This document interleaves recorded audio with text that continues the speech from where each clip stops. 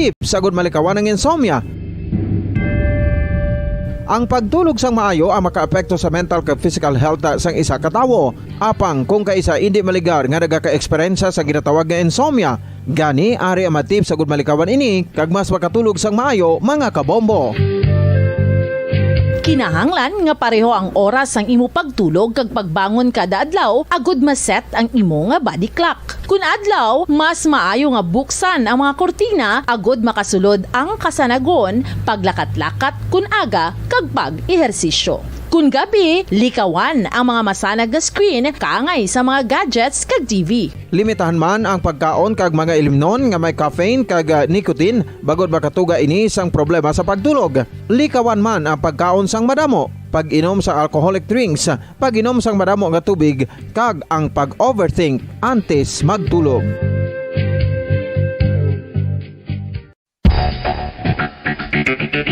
Ang husto nga paggamit sang earphones o kon headphones. Kalabanan sa karon, ilabi na sa mga pamatanon ang masaming nga nagagamit sang earphones o kon headphones sa tion sang nagausar sang gadgets. Apang, ano bala kalawig ang aton paggamit sang earphones kag headphones? Nakahibalo bala kamo mga kabombo nga ang tuman kalawig nga paggamit sini ang makatugas ang ear noise o kon acoustic trauma? May pila naman ka tips nga makabulig agud mahalungan naton ang aton dulunggan kag pamatinan. Dapat nga ipabilin nga yara lang sa 60% ang volume sang aton nga mga earphones o kon headphones. Likawan nga masobra sa 4 to 5 ka oras ang tayuyon nga paggamit sang earphones o kon headphones. Magtala na sang 15 minutos nga break matapos ang 1 ka oras sagud nga makapahuway ang aton palamatinan. Masami nga tinluan ang earphones o kon headphones kag mas maayo nga gamiton ang duha ka earpiece sang aton nga mga earphones.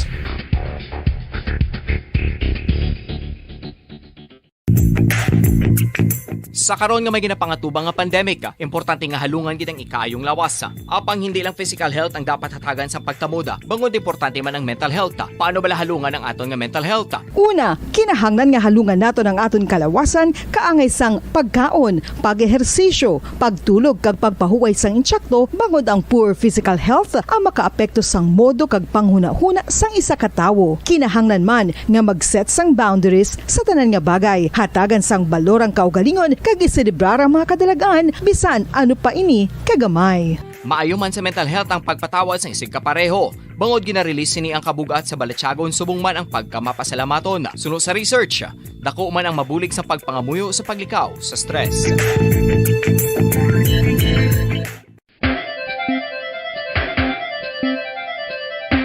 Ang talaba.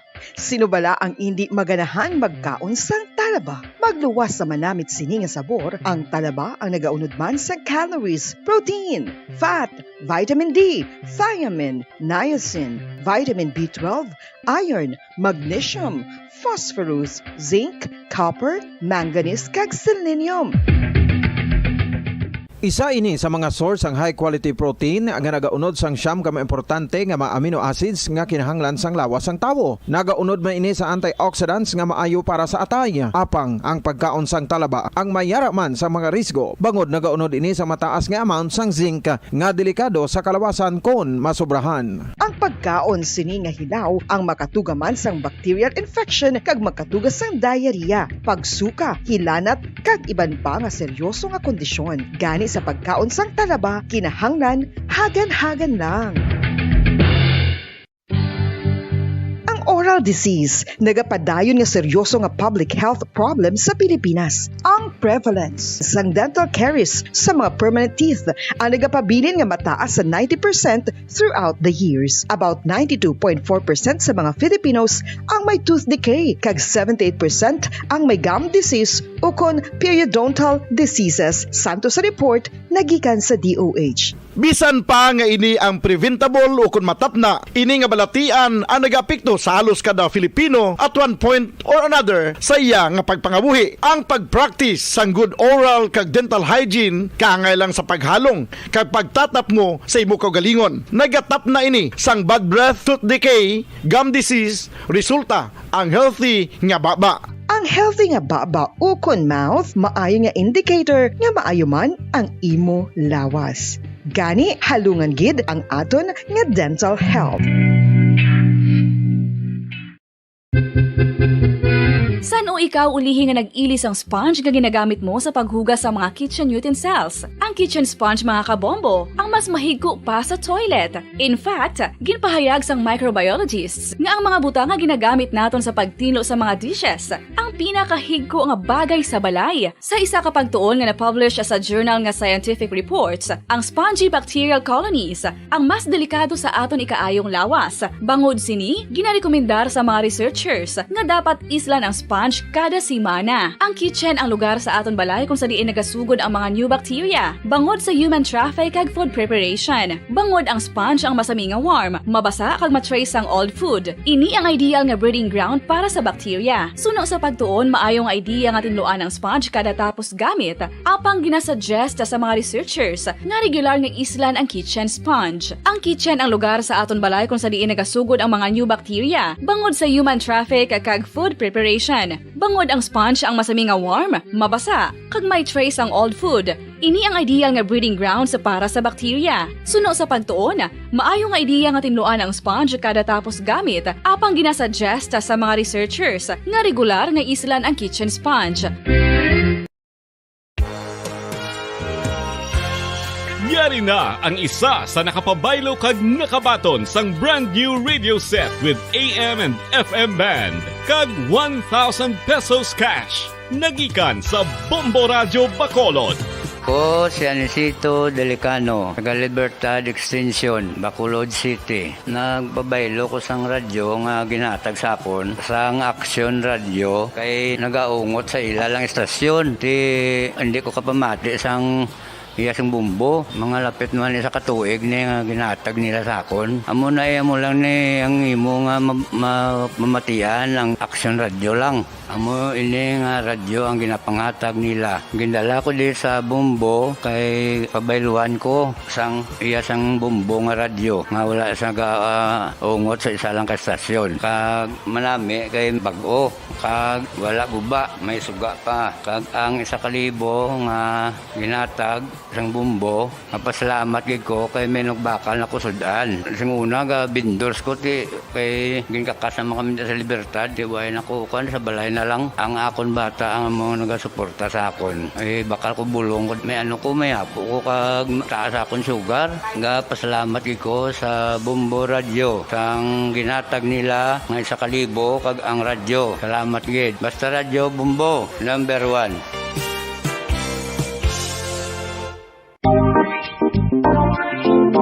Mga kabombo, nakahibalo-bala ka mo, naghampak na sa 3 million ang natapikan sang COVID-19 sa Pilipinas. Mataas sa gihapon ang active cases sa bugos nga pungsod, kag 50 mil na ang mga nagtaliwan bangod sa sini nga virus. Hindi magkumpiyansa, depensahi ang kaugalingon kag ang imo mahal sa kabuhi. Magpabakuna na batok sa COVID-19. Pahanumdom nagikan sa Bombo Radio Bacolod. Basta Radyo Bombo! Mga kabombo, madamo gid ang pagkaon apang ano bala. Ang dapat himuon kung may matabo sang suspected foodborne illnesses. Kung may matabo nga suspected foodborne illnesses, dapat i-preserve ang mga ebidensya. Kung may bahin sang suspected food nga nabilin, taguon ini. Putson sang maayo kag ibutang sa freezer. Magpabulong sa gilayon. Kung ang sintomas nagapadayon o kung nagalala, gilayon nga magkadto sa doktor agod magpakonsulta. Hindi man magkalipat nga i-report ang insidente sa local health department. 5 dekada nang nagtataguyod ng katotohanan. 5 dekada nang nagtatanggol sa mga mamamayan. Patuloy na nagsasaliksik at mabilis maghatid ng mga balitang siksik at malaman. Patuloy na nangunguna sa mga issue, drama, promo at serbisyo publiko. Ito ang Bombo Radio Bacolod, ang pambansang radyo ng Pilipinas. Basta Radio Bombo! Philippine Standard Time, 6 minutos na nakalipas sa takna alas 5 sa hapon. Bombo Radio Bacolod. Number 1! Basta Radio Bombo! Maayong hapon, syudad sang Bacolod, kabugusan nga probinsya sa Negros Occidental, bugos nga Pilipinas, kag bugos sa kalibutan. Iyan din naman ang pagdulong namon sa inyo sa madalalagko bag-o. Mainit-init pa ang mga balita dari sa Bomba News and Views Afternoon Edition. Subunga daw Lunes, petsa 31 sa bulan sang Enero 2022. Una kita mga kabombo sa aton si mga headlines. Presyo sang harina ang ginabaliga sa syudad sang Bacolod, nagmahal man kasunod sa pagmahal sa presyo sa produktong petrolyo. Presyo sang kalamay nagsaka man bangod sa mahal nga abono. Sugar industry leaders nagalang may subsidy ang gobyerno sa abono. Samtang Department of Trade and Industry nagamonitor sa presyo sang kalamay kag harina sa probinsya sa Negros Occidental. Pulis nga asan sa Moises Padilla Police Station patay matapos makabunggo samtang sakay sa motorsiklo sa banwa sang Isabela kahapon. Philippine Statistics Authority nagpadala na sang communication sa mga opisina kag subong man sa institusyon nga wala nagakilala sa national ID sang naga-transaksyon. Amoy ato makabomba aton si mga headlines kag karon. Lito na kita sa mga detalye na sa ato nagapuna nga mga balita upod sa inyo sining mga tagbalita. Bombo Zaldi Foro II Kag Bombo Jazz de Jesus Madrigal. Una kita sa mga detalye, mga kabombo, sa aton sining mga balita. Ginkonfirmar sa tag-iya sa isa ka store sa syudad sa Bacolod nga may pagtaas sa presyo sang harina kag kalamay kadungan man sa pagsaka sang presyo sa produktong petrolyo. Sa interview sang Bombo Radyo Bacolod kay Jimmy Sokinya at tag-iya sang Virgin Store sa Libertad Public Market, gipag sini nga mayara sa pagtaas sa presyo sang harina kag kalamay humalin pa sang tinikdan nga semana. Ang brown na kalamay ang mahimo nga mabakal sa 40 pesos kada kilo sang tinikdan apang sa karon nagabili na ini isang 45 pesos kada kilo. Impag mo sining ang harina ang mabakal sa 960 pesos sa sako sang first class. Sunod diri ang tinapay ang magamahal man bangod sa mga ingredients ni ang nagmahal na. Sunod sa kay Sukinya, lunsay nagmahal ang mga basic and prime commodities, magluwas na lamang sa bugas. Bangod sa kamahal sa presyo sa mga balaklon, makitaan man nga nagahina ang pagbakal o kung pagpamakal, apa nagadangat man sa 50 sako ang mabaligya nga harina kada semana. Sunod diri kalabanan sa ilang nga ginabaligya ang kinilo, nagid lamang sa harina bangod mahal na katama kon magbaligya sa sinako. Gipag mo sini nga sa tagsa ka semana mayara sa pagsaka sa presyo sa produktong petrolyo, kung sa diin kada semana man nagapatuman sa pagsaka sa presyo sa mga harina kag iban pa. Nagsaka ko na si sige lang. Alam mo po, ibalik naman presyo. First class, 940 ang third class. Yung kailan mo presyo na 940 ang 1 kilo is 41 ang third class. Ang first class is 40 sa supplier na isa sa supplier sa harina sa Negros Revision Commercial.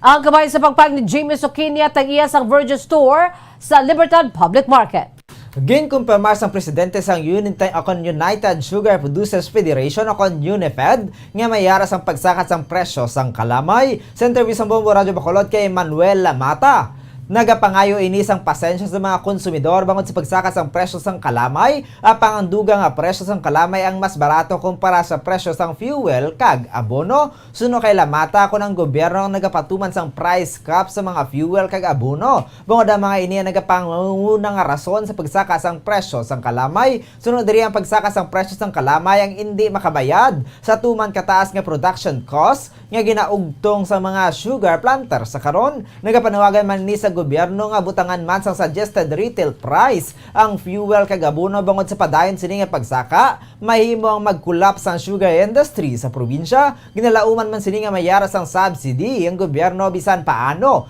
bangod ginalantaw sini nga may ligwa na ang pondo sa gobyerno bangod halos kompleto naman ang COVID vaccine sa pungsod. Suno kay Lamata sa subong nga pandemya dapat magbuligay agud nga maamat-amat sulbar ang kaugalingon nga problema. Kinpayag man sini nga hindi naman masarangan sang federasyon ang pagpahulam sang kwarta sa mga small planters bangod wala sa nagkakaigo nga pondo kaya ang mga bangko ang wala man nagapahulam sa mga ini. Samtang nagpanugyan man ini sa mga small planters nga magpalapit sa ilang nga asosasyon kag istoryahon ng manager agod maghugpong sila kay mag-isa padulong sa sugar mill agod maisa sila katingog agod maghatag sila sang loan.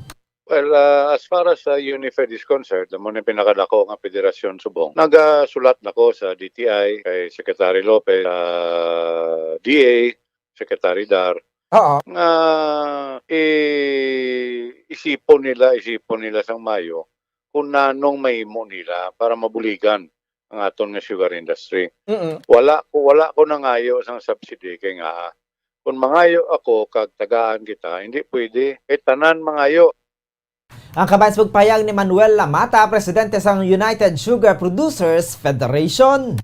Samtang ginamonitor naman sa Department of Trade and Industry o DTI Negros Occidental ang presyo sang harina kag kalamay sa probinsya. Sa interview sang Bombo Radyo sa kay Rachel Nofable, hindi pa nila matumod kung significant ang pagsaka sang presyo sa mga nasambit nga balaklon. Sunod sa kay Nofable, mayara sila sa duha ka klase sang harina nga ginamonitor ini ang ilakipan sang hard flour kag soft flour. Apang ginatag ni Nofable ang harina ang wala malakip sa basic and prime commodities, gani hindi nila ini mabutangan sang suggested retail price kung SRP. Ang presyo per bag sang harina ang nakadepende naman sa branch ni, usa din ini ang nag-umpisa sa 900 pesos tubtob sa 960 pesos ang presyo kada sako. Sunod diri mayara gid man sa pagsaka sang o kung may pagsaka apang gamay lamang, bangod nagadangat lamang ini sa 3.339% o kung 30 pesos kada o kung kada sako sang harina. Aminado naman ini nga mayara sang epekto sa operasyon sa naghihimo sa tinapay ang pagsaka sa presyo sa harina. Kadungan sa pagsaka sa presyo sa harina kag kalamay, nagapanugyan ining Sinofable nga magbakal sa mga produktong lokal agud nga mabuligan ang small and medium-sized enterprises o kung ang SMEs sa probinsya. Significant na guro, no? Significant na ina nga increase na may a little, hindi ba sila nga dapat kung mag-ano ka nga income or like mga 5 to 10%, so siya mga 1 to 3.28%. O ba, rin nga 57% lang. 57% to 3.29, sorry, 3.39 ang may ara nga pinakataas. Ang kamay sa pagpayag ni Rachel Nofable, Provincial Director sa Department of Trade and Industry, Negros Occidental.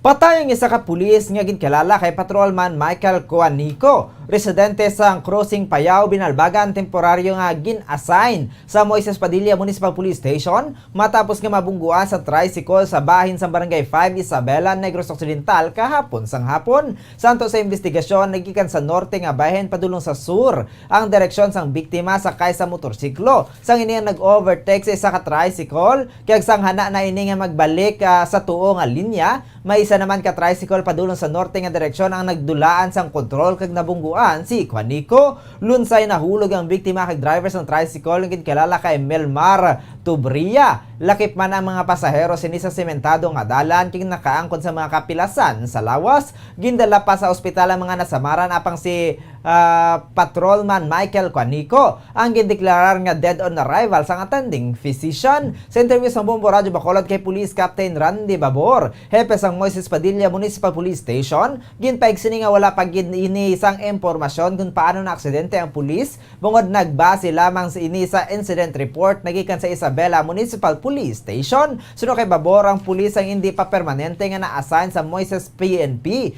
bungod may ginahulat ini nga training. Ginpakadtuan man sini sa investigador ang lugar kung saan na aksidente si Coanico. Agad niya mahibaluan kung ano ang natabo nga aksidente ini.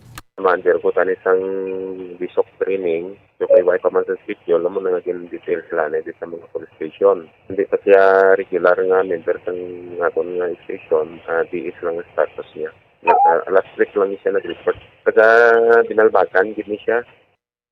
Ang kabansbog payag ni Police Captain Randy Babor, ang hepe sang Moises Padilla Municipal Police Station. Samta nagpadulong sa estasyon sang Bombo Radyo Bacolod ang isa ka residente sa barangay Kalumangan sa syudad sang Bago, agon ngay padangat ang reklamo sa maini nga wala madala sa mga ginatagan sang ayuda apisar ngang ilabalay ang naguba man bangon sa bagyong Odette. Sa interview sang Bombo Radyo Bacolod kay Clarice Acero, impayag sini nga ang wala sila nalakip sa una nga ginlista sa ilang barangay health worker kung sa diing tag sang ukon gitagtag sa January 22 gani nga nakibot ang maini nga wala sila nadala bangod isa man ila balay nga naguba sang bagyo.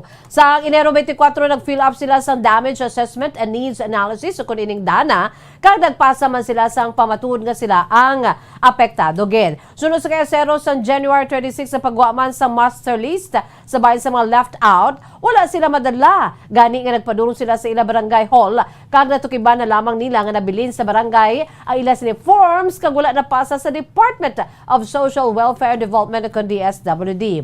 Ginkuha nila ang mga proof nga sila ang apektado sa bagyo apan nabili ng ila sini nga damage assessment and needs analysis kung sa din ini ang ila nga napermahan. Ginaligar man sini nga iban sa mga ginpangatagan sa ayuda hindi man apektado sa bagyong Odette gani. Nagpadulong man sila sa DSWD apang ginhambalan sila nga wala na sang mahimo bangod, wala na sang budget. Sunod sa kasero wala sang problema sa ila nga hindi sila matagan sa ayuda, apang aluyag na lamang nila nga kuhaon ang dana forms bangod sa kangawa nga gamiton pa ini sa barangay.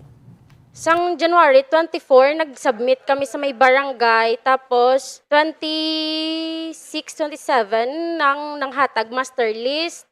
Nakita namon ng master list, kagin pabaloman kami ang Purok President namon. So, nakibot kami nga wala kami. Amo na. Nagkadto kami sa barangay kung nga wala kami nadala nga amo na tong pagutom namon kag bali pagutom kag kapoy namon tidto nga wala kami nadala. Ang kabahin sa pagpayag sang tagreklamo nga si Clarice Acero. Sa kaangot nga balita, ginpayag sang alkalde sang syudad sang Bago nga mayara sang deadline sa pagsumiter sang ngalan sa mga apektado kag madugay naman nga napasa ang damage assessment and needs analysis o konang dana. Suno kay Mayor Nicolas Yulo. Makapila man sila nga nag-meeting kay ginatag ang mga pagsulundan sa pagpanagtag sang ayuda nga nagikan sa national government. Santo sa guidelines dapat nga mahatag na ini sa sulod sang 15 ka adlaw kay matapos ini nga mabaton sang local government unit sa LGU kay ang sobrang ibalik sa national government. Sunod diri wala man siya nakahibalo sang matuod nga sitwasyon matapos nga may magpadangat sa nga reklamo batok sa barangay Kalumanggan. Ginpayag ni Yolo nga may proseso ang tanan kay ginasunod ini sang syudad kaya ang lamang sa pagpanagtag sang cash assistance para sa mga napektuhan sang bagyong Odette. Hindi man maka-payout liwat ang LGU kung mayara sang sobra bangod ginapabalik ini sang national government. Sa barangay sila nagdiretso, no? Kung magandang aton nga proseso. Okay. Pero ang sa matutuod na may deadline na eh. Ang ayuda halin sa national based government, no? Ginatagaan na kami sang deadline para mag-submit sang mga damage assessment. Okay. So dugay na namo na submit ang damage assessment. Ang kabayan sa pagpayag ni Bago City Mayor Nicolas Yulo. Samtang aminado ang Chief Statistical Specialist ng Philippine Statistics Authority Negros Occidental nga mayala sang madamo nga backlog ang PSA sa printing sa bahay naman sa National ID. Sa interview sa Bombo Radyo Bacol kay Luis Gonzalez, ipagsining nga matapos ang demographic registration ang ginapadagayan sa PSA sa probinsya, ginapadala ini sa back-end office sa Manila agod nga ma-verify ang data bukod may yara sang nagadoble nga mga ngalan kay iban pa antes ang printing sa National ID. Sunod sa kay Gonzalez, yara pa lamang sa 800,000 ka mga national IDs ang napadala sa probinsya sa Negros Occidental kasubong man sa syudad sa Bacolod. Hindi man ini makatag sa exact dates ng delivery sa bahin sa mga national IDs bangod mismo ang central office ang naka-eksperyensya man sa lockdown bangod man sa COVID-19. Sunod sa kay Gonzales ang field post ang naga-deliver apang may delay man diri bangod gina-encode Manila ang IDs para man sa ilang sining monitoring. Nagpanugyan man ini sa mga nakatapos na sang pagparehistro sa national ID ang mahimo makig-angon sa mga malapit nga opisina sa PSA agud nga i-follow kon mayara na ang sabayan sa national ID o kung sa pag-follow up sini. Gipahig man sa Chief Statistical Specialist sabayan sa Philippine Statistics Authority Negros Occidental nga ang may mailing address nga ginbutang sang pagparehistro sa national ID diri man ipadala ang national ID.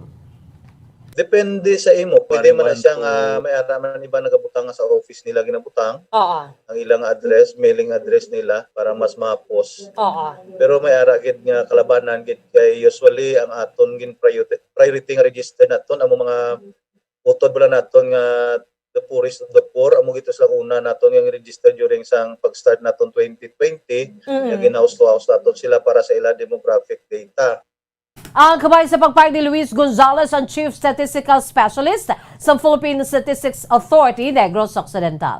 Kag sa ato na katapusan nga balita, ginatag sang Chief Statistical Specialist ang Philippine Statistic Authority o kon PSA Negros Occidental nga mahimo gid magamit ang National ID para sa pagtransact o kon sa transaksyon sa Palawan Pawn Shop, Land Bank kag iban pa nga financial institutions. Suno kay Luis Gonzales nga ang nakabutang sa pagsulundan sa pagpatuman sang National ID nga hindi na pag-ibutang ang perma bangod samtang nagaedad ang tawo, nagalain man ang perma sini, nakabutang man sa guidelines ng PSA nga mahimo nga national ID lang ang ipresentar sa tion nga magtransaksyon nila binasa financial institution bangod ang tinutuyo sini ang mangin mahapos na ang pagtransact sa mga pumuluyo. Samtang ginpahayag man ni Gonzales nga nakabaton man sila sang sulat nagikan sa Palawan Pawn Shop nga sila na ang mahibalo nga mag-advise sa ilang branches sa pagbaton sa national ID sa tagsa nila ka mga transaksyon. Suno kay Gonzales, apisar nga wala sang perma, mahimo ini gihapon nga ma-verify paagi sa litrato nga nakabutang sa ID. Sunod diri mabudlay man nga mapeke ang national ID bisan wala sang perma sa nagapanag-iya sini. Ginatang man ni Gonzales nga hindi mahimo gamiton ang national ID sa pagsuporta sa authorization sa mga transaksyon. Ang ID ay magamit lamang sa personal o sa personal transactions.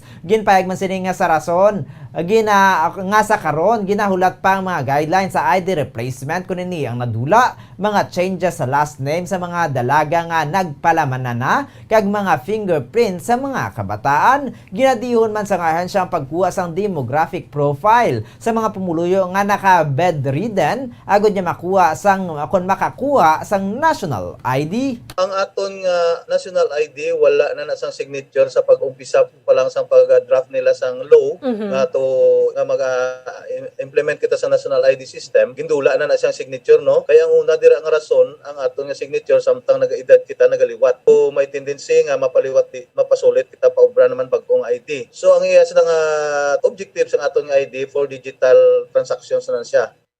Ang kabayan sa pagpahayag ni Luis Gonzales, ang Chief Statistical Specialist ng Philippine Statistic Authority, Negros Occidental. Philippine Standard Time, 24 minutos na nakalipas sa takna alas 5 sa hapon. Mga kabombo, amoy ato makaundan sa ato nagapuna nga mga balita diri sa Bombo News and Views Afternoon Edition. Antes kita magtakop ato na ay panumbalikan sa liwat ang aton sining nga mga headlines. Presyo sang harina ang ginabaliga sa syudad sang Bacolod, nagmahal man kasunod sa pagmahal sang presyo sang produktong petrolyo.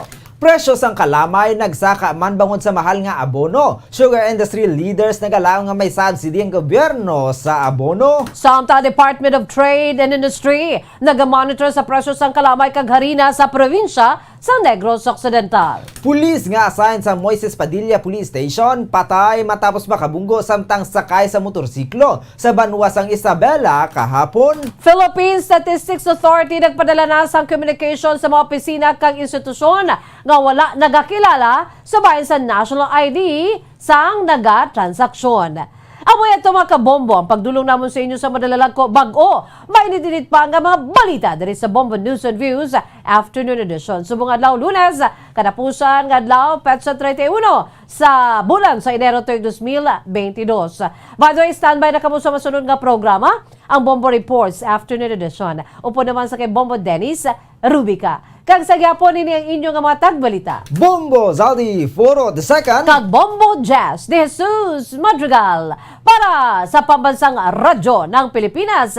Consistent overall number 1 sa Bacolod, Basta Radyo Bombo. Sabay naman sa aton sininga news analysis ang ipadala sa aton mahukon nga tagpalamati. Pagkabasaw ni Bombo Daniel Acciones, aton sininga news analysis may tigulo, wala kadudlaan. Apisar sang masupog nga kampanya sang gobyerno sang ginadumilian nga druga nga madamo na gani nga mga drug lord ang pinanumba apang sa gyapon wala katapusan ini nga problema kay adlaw-adlaw may ginabaybas kag ginadakop ang mga kapulisanta. Mintras hindi marisolbar sa Pilipinas ang kapigaduhon, ini nga problema magapadayon. Bisan sino pa ang magadaog sa sining eleksyon. Kung wala kita konkreta nga solusyon, hindi gid magtinad ang aton nga nasyon. Kabay pa tutukan sa gobyerno ang kapigaduhon, kay mintras nagakalam ang mga tiyan sa mga kultura naton, kag wala sila sang kalanon, mabudlay gid ini nga problema pagatap naon. Kabay pa dapat gid ini nga problema tutukan para mga kabataan hindi na mahalitan, pagpamatay mabuhin-buhinan, dapat pagbaligya sang druga, dapat nga likawan, agod magalawig pa kita sa sini nga kalibutan. Ang ini nga panguna-una ay pananawan naging padala ni Leo Seralbo sang Granville Subdivision, Barangay Mansilingan, Bacolod City. Sa mga tagpalamati isang Bombo Radyo Bacolod, pwede man kamo magpadala sang inyo panghuna-huna kag pananawan sa Bombo News and Views Afternoon Edition. Care of DYWB Bombo Radyo Bacolod, CBS Development Corporation Building, Lacson Street, Mandalagan, Bacolod City. O kung pinaagi man sa email address ang Bombo Radyo Bacolod, bombo_bacolod@bomboradyo.info. Bombo Radyo Bacolod. Number 1! Basta Radio Bombo!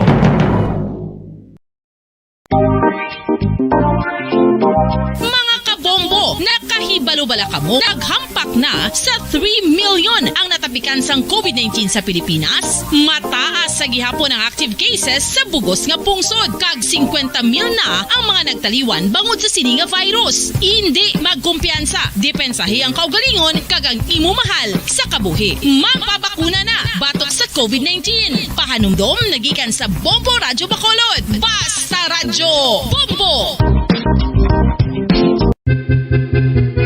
San o ikaw ulihi nga nag-ilis ang sponge nga ginagamit mo sa paghugas sa mga kitchen utensils? Ang kitchen sponge mga kabombo, ang mas mahigko pa sa toilet. In fact, ginpahayag sang microbiologists nga ang mga butang nga ginagamit naton sa pagtilo sa mga dishes ang pinakahigko nga bagay sa balay. Sa isa ka pagtuon nga na-publish sa journal nga Scientific Reports, ang spongy bacterial colonies ang mas delikado sa aton ikaayong lawas. Bangod sini, ginarekomendar sa mga researchers nga dapat islan ang sponge kada simana. Ang kitchen ang lugar sa aton balay kung sa diin nagasugod ang mga new bacteria. Bangod sa human traffic kag food preparation. Bangod ang sponge ang masami nga warm, mabasa kag matrace ang old food. Ini ang ideal nga breeding ground para sa bacteria. Suno sa pagtuon, maayong idea nga tinluan ang sponge kada tapos gamit. Apang ginasuggest sa mga researchers nga regular nga islan ang kitchen sponge. Ang kitchen ang lugar sa aton balay kung sa diin nagasugod ang mga new bacteria. Bangod sa human traffic kag food preparation. Bangod ang sponge ang masami nga warm, mabasa, kag may trace ang old food. Ini ang ideal nga breeding ground sa para sa bacteria. Suno sa pagtuon, maayo nga idea nga tinluan ang sponge kada tapos gamit, apang ginasuggest sa mga researchers nga regular nga islan ang kitchen sponge. Mga kabombo, madamo gid ang pagkaon apang ano bala. Ang dapat himuon kung may matabo sang suspected foodborne illnesses. Kung may matabo nga suspected foodborne illnesses, dapat i-preserve ang mga ebidensya. Kung may bahin sang suspected food nga nabilin, taguon ini. Putson sang maayo kag ibutang sa freezer. Magpabulong sa gilayon. Kung ang sintomas nagapadayon o kung nagalala, gilayon nga magkadto sa doktor agod magpakonsulta. Hindi man magkalipat nga i-report ang insidente sa local health department. Mga pamaagi para mangin matinlo kag safe ang aton mga pagkaon. Ipabilin nga matinlo ang palibot. Iseparar ang hilaw sa naluto ng mga pagkaon. Lutuon sang maayo ang mga pagkaon nga dapat lutuon. Taguon ang mga pagkaon sa safe nga temperature. Depende sa kinahanglan sang klase sang pagkaon. Maggamit sang safe nga tubig kag raw materials.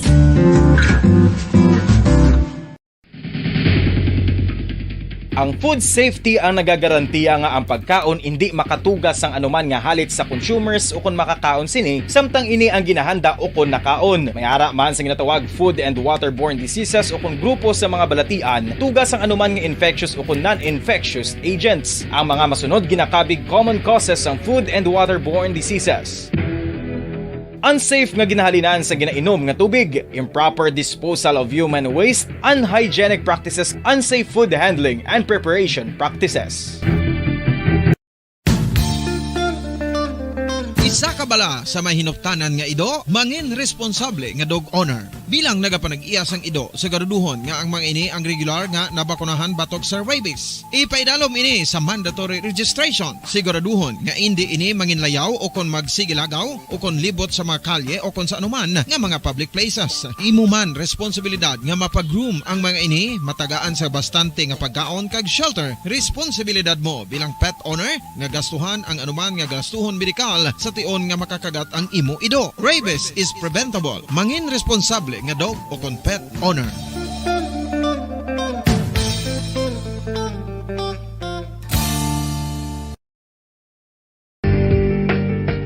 Kinahanglan mo bala nga mag-recharge? Hindi mo na kinahanglan nga magsalig pa sa caffeine. Bangod ang pag-power nap ang makapaboost sang memorya, cognitive skills, creativity, kag energy level. Ang power nap o kon cat nap ang pagtulog sang malipot nga oras kag may tinutuyo nga i-revitalize ang isa ka persona. Masabi ini nga nagadugay sang 15 tubtob 20 ka minutos ginahimo kun udto o kun hapon. Santo sa pagtuon, mas mangin alerto ang isa ka persona kung maka-power nap ini. Nagapabuhin man ini sang stress kag nagapa-improve sang cognitive functioning. Isa ini kapamaagi agud nga ma-refresh ang utok sang tawo kung ginakapoy. Magluwas diri, nagapanubo man ini sa risgo sang heart disease.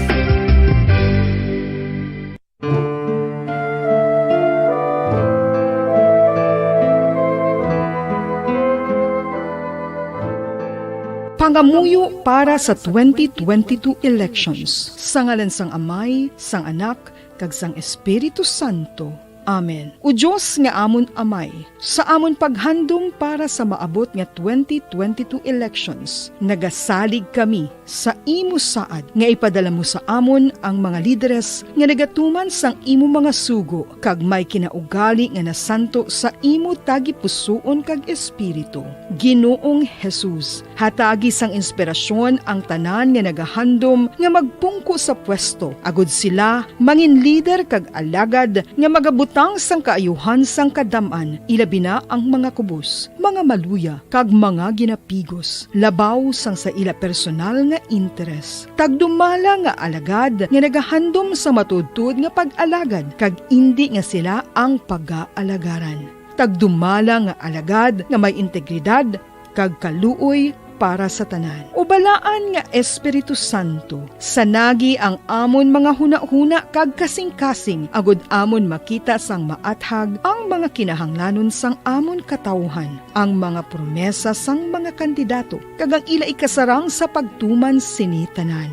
Nga kami magpili sang husto nga lider, nga matuod nga magadumala kag mag-alagad, lider nga nagatuman sang imo sugo kag may kinaugali nga nasanto sa imo tagi pusoon kag espiritu, lider nga magahiusa kag magagiya sa amon sa pagpatigayon sang kayuhan sang tanan kag para sa imo bug-os nga kahimayaan. Amay, Anak, kag Espiritu Santo, ikaw ang Diyos sang kabuhi kag paghigugma. Ang Ginoo sang tanan nga panahon, mag-upod ka unta sa amon sa siningtion nga nagahanda kami para sa palabuton nga eleksyon. Amen. Sa ngalan sang Amay, sang Anak, kag sang Espiritu Santo. Amen.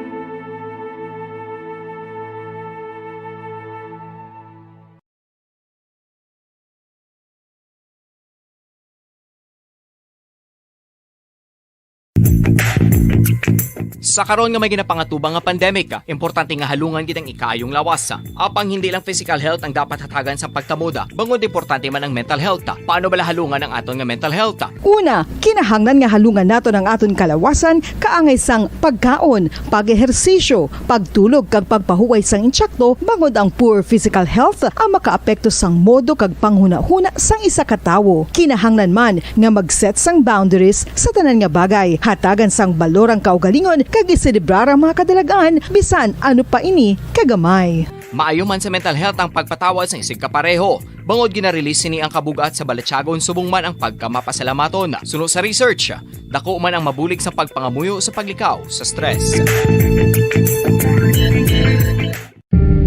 Tips agud malikawan ng insomnia. Ang pagtulog sang maayo ang makaapekto sa mental kag physical health sang isa ka tawo. Apang kung kaisa hindi maligar nga nagaka-eksperyensya sa ginatawag nga insomnia, gani ari ang matip sa gud malikawan ini kag mas makatulog sang maayo mga kabombo. Kinahanglan nga pareho ang oras sang imo pagtulog kag pagbangon kada adlaw agud maset ang imo nga body clock. Kun adlaw, mas maayo nga buksan ang mga kortina agud makasulod ang kasanagon, paglakat-lakat kun aga kag pag-ehersisyo. Kun gabi, likawan ang mga masanag nga screen kaangay sa mga gadgets kag TV. Limitahan man ang pagkaon kag mga ilimnon nga may caffeine kag nicotine bagod makatuga ini sang problema sa pagtulog. Likawan man ang pagkaon sang madamo, pag-inom sa alcoholic drinks, pag-inom sang madamo nga tubig kag ang pag-overthink antes magtulog.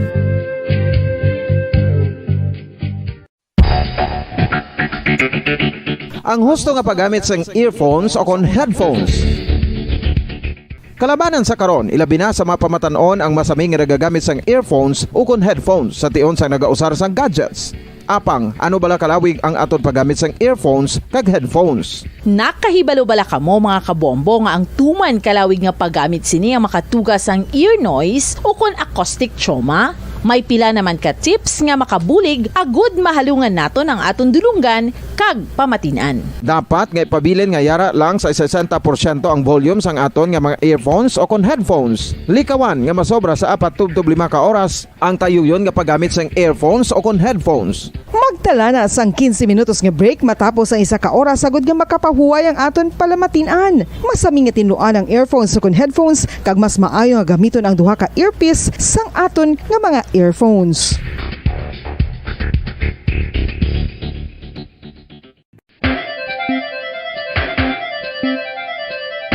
Ang talaba.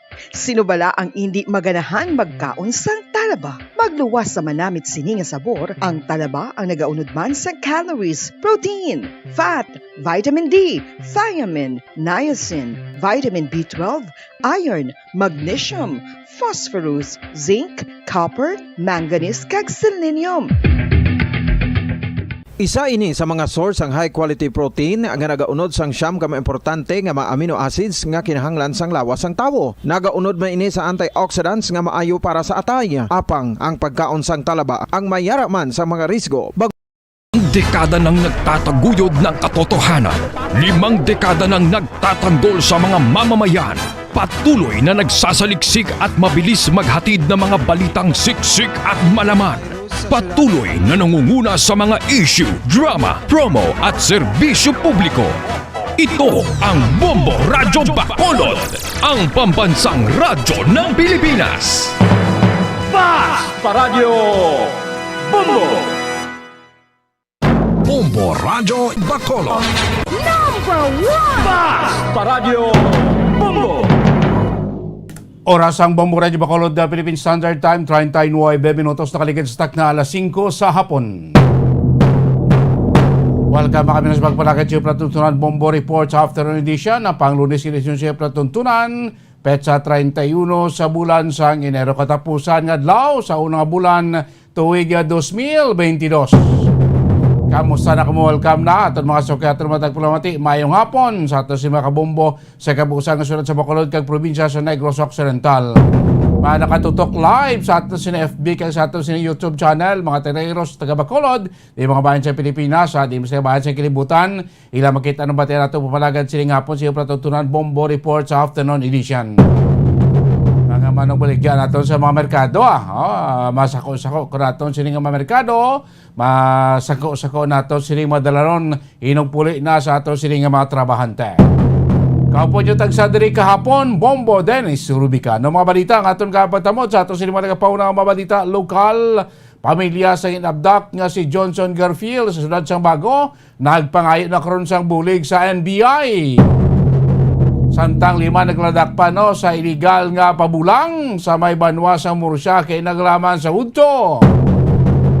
Kag Governor New Bulacson nagpagawa na sang iyo extending sang COVID alert level 3 para sa probinsya sa Negros Occidental.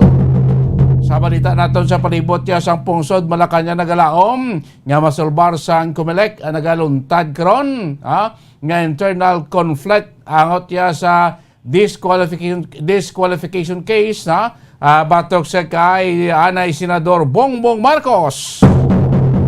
Kagduga pagin naton niya mga balita national ang Senate o kon ang House Blue Ribbon Committee nagrekomendar kapasakaan sa kasong estafa ang mga executive sang Farmally Pharmaceutical Incorporated.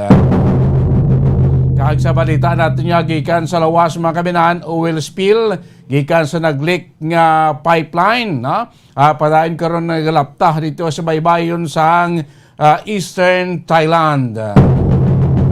Sa mga balita nga ato ni may balita nga ato kapatamod sini nga pagpalagad sa platuntunan Bombo report sa afternoon edition.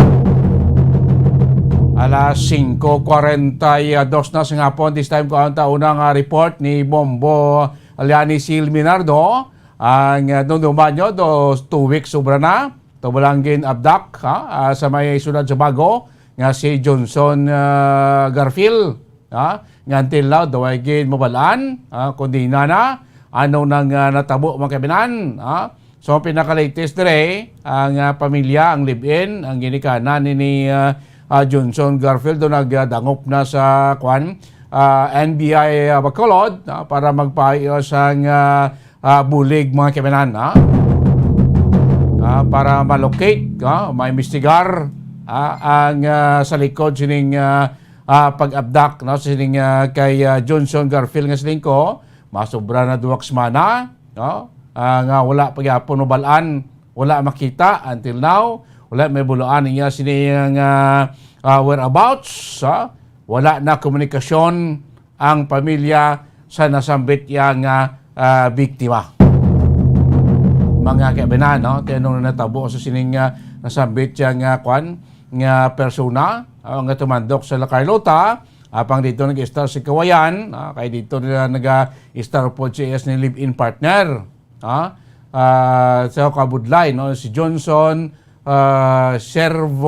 Shervo Garfield mga kaibigan ang iti dumduman nyo nabili lang to sa area iyang motor, iyang relo, iyang ID, iyang helmet kay isa ka part isa ka bilog diyang rubber shoes dito sa area matapos yung isang puwersa nga pasakay sa mga armado nga mga tao sa salakyan mga kabinan. So aring pinaka-latest kuha ang report ni Bombo Liani Sil Minardo. Bombo Liani, mayong hapon, kaming.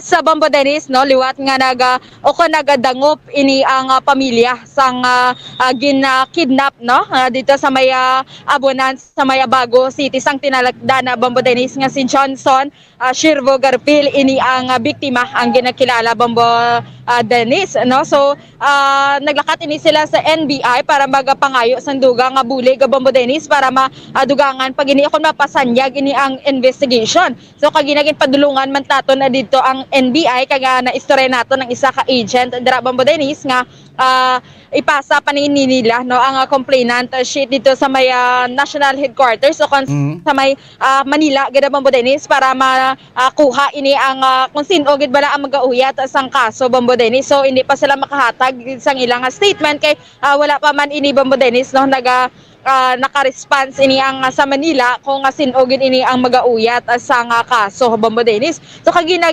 pakigangutan naton ang live-in partner ni Sir Johnson Garfield ang kidnap sinisang tinalikda na Bombo Dennis. So suno sini sa iyang live-in partner Bombo Dennis nagapadangop man ini sila sa Bago City Police Station pang wala pa sa gihapon update sa nagluntad sini nga pag-kidnap sa iyang live-in partner kag padugang pagin ini Bombo Dennis sang live-in partner nga tani makita na ini o kon may makahatag naman information o kon may maka-text kag call dira sa ila no nga kung ano na ang sitwasyon kag plastada sinisang iya nga bana Bombo Dennis kag kung pwede nang tani kung drug personality man ini ang iya nga bana so presohon lang hindi na pag-ubrahan sang ano pagid bala Bombo Dennis nga balain no nga matabo sini sa iya nga bana Bombo Dennis. So ang nagwa dito nga complainant sa NBI is ini ang ginikanan gid mismo ni Sir Garfield Bombo Dennis kay daw sila ang medyo malapit diri sa may Bacolod. So ang naga-follow up man sa Bago City Police Station ang mga ginikanan man kay ang live-in partners ni Bombo Dennis dito pa nag-i-star sa may Kawayan. So medyo hassle pa kung sila mismo diri pa ang magapadulong sa may Bago City Police Station kag sa NBI man na Bombo Dennis. Si pala Bombolan iti duwa na kasmana duwa gid yan inyo ay gid sa gapon komunikasyon or ay gid kon ideya ang pamilya kundi nana ini si Johnson Garfield ano na yan ang natabo siya after almost 2 weeks Bombolan ni.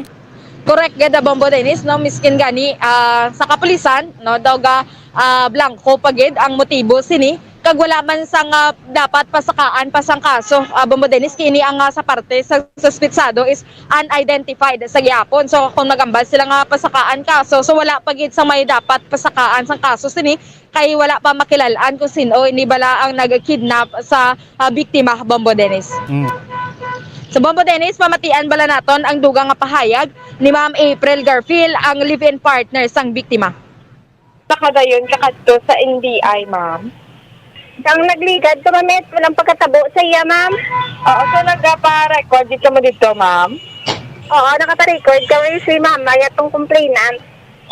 So ano ang hambal sini ka NBI sa inyo, ma'am? Wala man sila may ginambal sa amon, ma'am. Okay. So, sa subong, ma'am, kamusta, ma'am? Wala gid ka update sa imo nga bana, ma'am? Wala gid kami, ma'am. Wala kami sa subong, wala gid kami updated sa kakatabo subong. Sa pulis kami, why man di ka, sa amon, si mama na lang itong napakadto ko sa Bago kay maglapit ko sila yung sa akon, di sa Kawayan, mamong. So, ma'am, biskan text, ma'am, or call malang dira, ma'am, wala ka gid may nabaton, di nga angot sa natabo sa imo nga bana, ma'am? Wala gid gani, ma'am, mula na nga minahulat-hulat ko nga makatext man, pero sa subong, wala man, naasa kami sa wala. Ano ang follow-up niyo, ma'am, sa Bago City Police Station, ma'am? Wala ko to ka kwan sa yan kay ginikanan niya tong impakadto ko gambal sa mga pulis sila wala pa man kuno sila update higit man kuno sila investigar ma'am. Mama, amo na lang gina ang inyo gid nga ginahulat-hulat man nga biskan may mag-text na tani or call sa inyo kung ano gid man ang natabo sa imong bana. Amo na lang gid naman kasi wala gid kami naman mahimo subong niya din sa namon pangitaon din. Ano gid ako nakapalapit nga naghatag lang man info kung ano na ni ang natabo. Wala gid ma'am Bombolan iti mas mata daw kung nagahulat sila sa wala kuno Bombolan Yes, correct gada Bombo Dennis. Although may mga video no nga nakahatag o kon may nakakita sa nga hitabo pang hindi ma-identify Bombo Dennis kiti naka-helmet man adto ang mga suspetsado kag naka-mask man na Bombo Dennis which is medyo mabudlay gid. So sa bahin sini sa mga kapulisan nga mag-identify sa mga suspect kag magtumod man sang motibo Bombo Dennis. Ang punto da Bombolan sa pamilya gro importante makita nila no kung sa kalawigon sa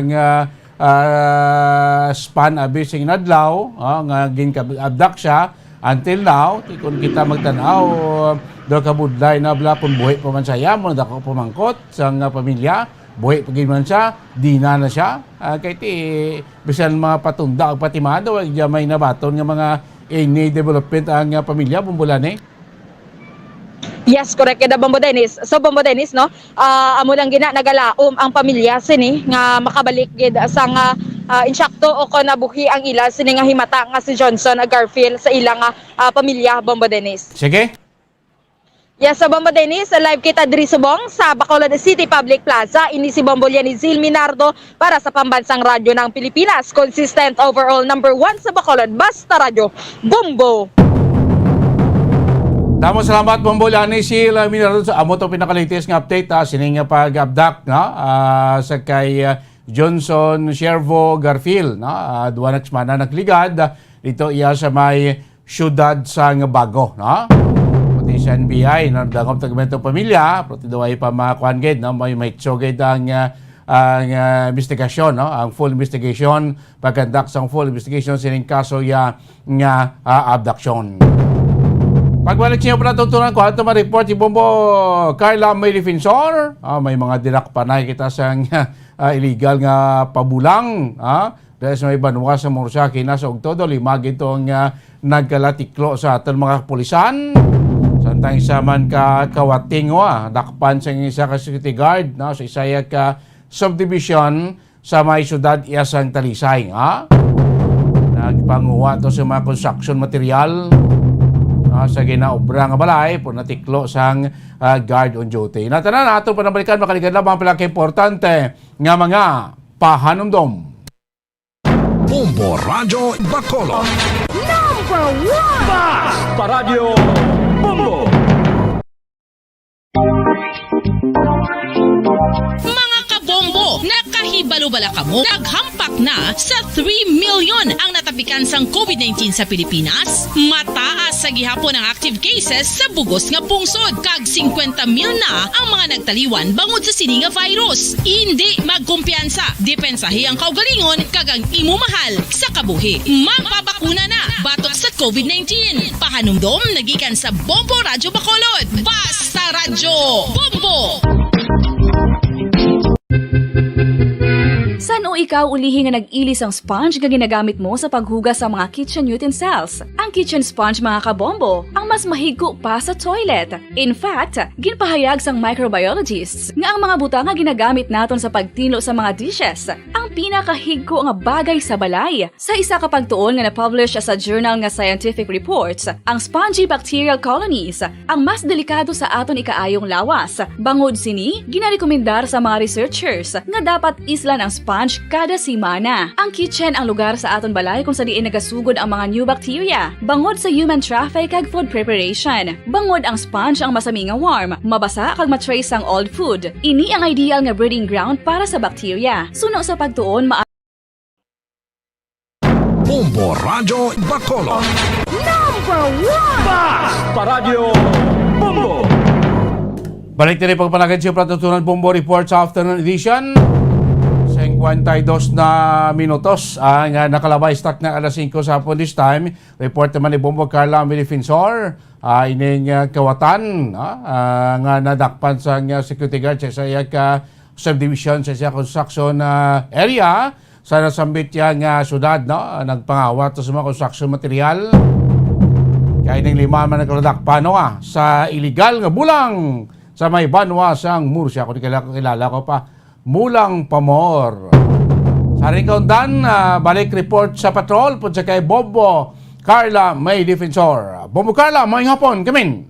Yes, Bombo Dennis, sa isa kalalaki dakop sa pagpangawat ni Bombo Dennis sa may area sa Barangay Zone 15, Talisay City, Negros Occidental. Bombo Dennis, ini siya gikilala kay Ronaldo Nilango.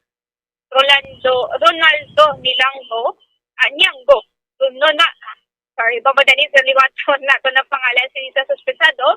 Si Ronaldo Niango. Ronaldo Niango, 41 anyos, residente ini siya sa Boulevard, Barangay 13, Bacolod City, Bombo Dennis. Kagang iya sila diri nga gisulod mo ang ginahimo palang balay, Bombo Dennis. Susunod kay Police Staff Master Sergeant Reginaldo Suelto, Bombo Dennis. Ini ang lalaki nagsulod sa isa ka subdivision kag madulong ini siya sa isa ka balay palang nga ginahimo, Bombo Dennis. Kaga may laki na talupangdan ini siya sang gwardya sa subdivision kag dito na ini siya ginlaot kay bangon nga pagkakita niya nga may nakakita sa iya naglumpat ini siya sa pader, Bombo Dennis. Kaga nakitaan ini siya sang nagabitbit ini siya sang sako pero wala na ni na-recover ang sako, Bombo Dennis. So gintawgan sa ginayon sang gwardya ang contractor sang building o kung sang balay nga ginahimo, Bombo Dennis. Kaya in-check sa contractor ang nadula, Bombo Dennis, isa ka box sang PHW nga electrical wire worth sang 8,000 pesos, isa ka unit sang hand drill isa ka unit na hand drill, Bombo Dennis, nga mayara sang balor nga 2,500, kaga isa ka BMX nga bike, Bombo Dennis, nga worth 2,500. So sa subong Yari na ini sa kustudiya sa Talisay City Police Station ini nga suspetsado kag napasakaan na ini siya sang kaso nga theft bobodanis kag trespassing. So bobodanis kamatian nato ng pakayagi kan kay Police Staff Master Sergeant Reginaldo Sualto. Pasalamat mo sa mga gwardiya sa Fountain Grove. Kay ti nang actually nagsulod ni ang tao. Na siya nag-agi sa kudal. Nagsulod ni siya sa bag-o ngaging construct nga balay. O pagsulod sa iya, ti natalupangdan sa aton gwardiya. Kag attempt ni siya nga malagyo. Kag naglumpat sa kod nga bahin sang subdivision sa pader. May dala ni siya nga sako. Kag ano man ni siya ginlagas ang aton nga gwardiya. Sadto siya nga nang ang sako wala na na-recover. Tapos ang ginsudlan niya tong newly constructed nga balay. Amo to nga gin-inform dayon sang gwardiya ang kontraktor. So pag inventory sang kontraktor na found out na nadula ang isa ka karton, isa ka box nga PHW nga wire. Kag ang isa ka unit nga handrail. Kag ang isa ka BMX nga bike. Oo, although nga wala ta recovery, pero ti may suspect kita, although nga circumstantial sa, ti may dala siya nga sako mo, nakaluyan nga nadakpan siya sa aton ng gwardiya. Kag turnover man sa aton nga sa aton patrol. So inquest siya kagina sang aga. So napasakaan na ini siya sang kaso, sir? Oo. Ano nga kaso, sir? Theft. Okay. Theft mo kag trespassing. O ara sa amon custodial facility, mawaga lang especially sa mga residential area, sa mga subdivision, IT labi na sa mga establishment sa mga commercial establishment. Nga sa subong nga tinion dapat ang importante gid may CCTV. Kag dapat ang CCTV gid ng kumbaga sa ball gid wala para kay sa subong nga tinion ang CCTV dako gid makabulig when it comes to investigation kay at least maskin wala taya witness at least ang CCTV dako gid makabulig sa aton para madakop ta ang mga perpetrators. Pamadanis, kamo to ang pahayagi kan kay Police Staff Master Sergeant Reginaldo Sualto regarding sa isa ka lalaki nga nangawat abang madanis. No, amo lang na ang hingyo nga kung pwede mapabutangan CCTV ang mga sa areas of subdivision para at least abang madanis ma-identify ang mga suspetsado. Barangay 13, no? Bacolod ang suspect. Dito pa siya nakalabot sa Talisay. Nagpang-wanto, pangaute? Yes, abang madanis sa Barangay 13 na Bacolod. Ini siyang kagati na mayo kay naaktuhan kag nakita gid mismo sang gwardiya nga nagapangawat ini siya abang madanis. Sige.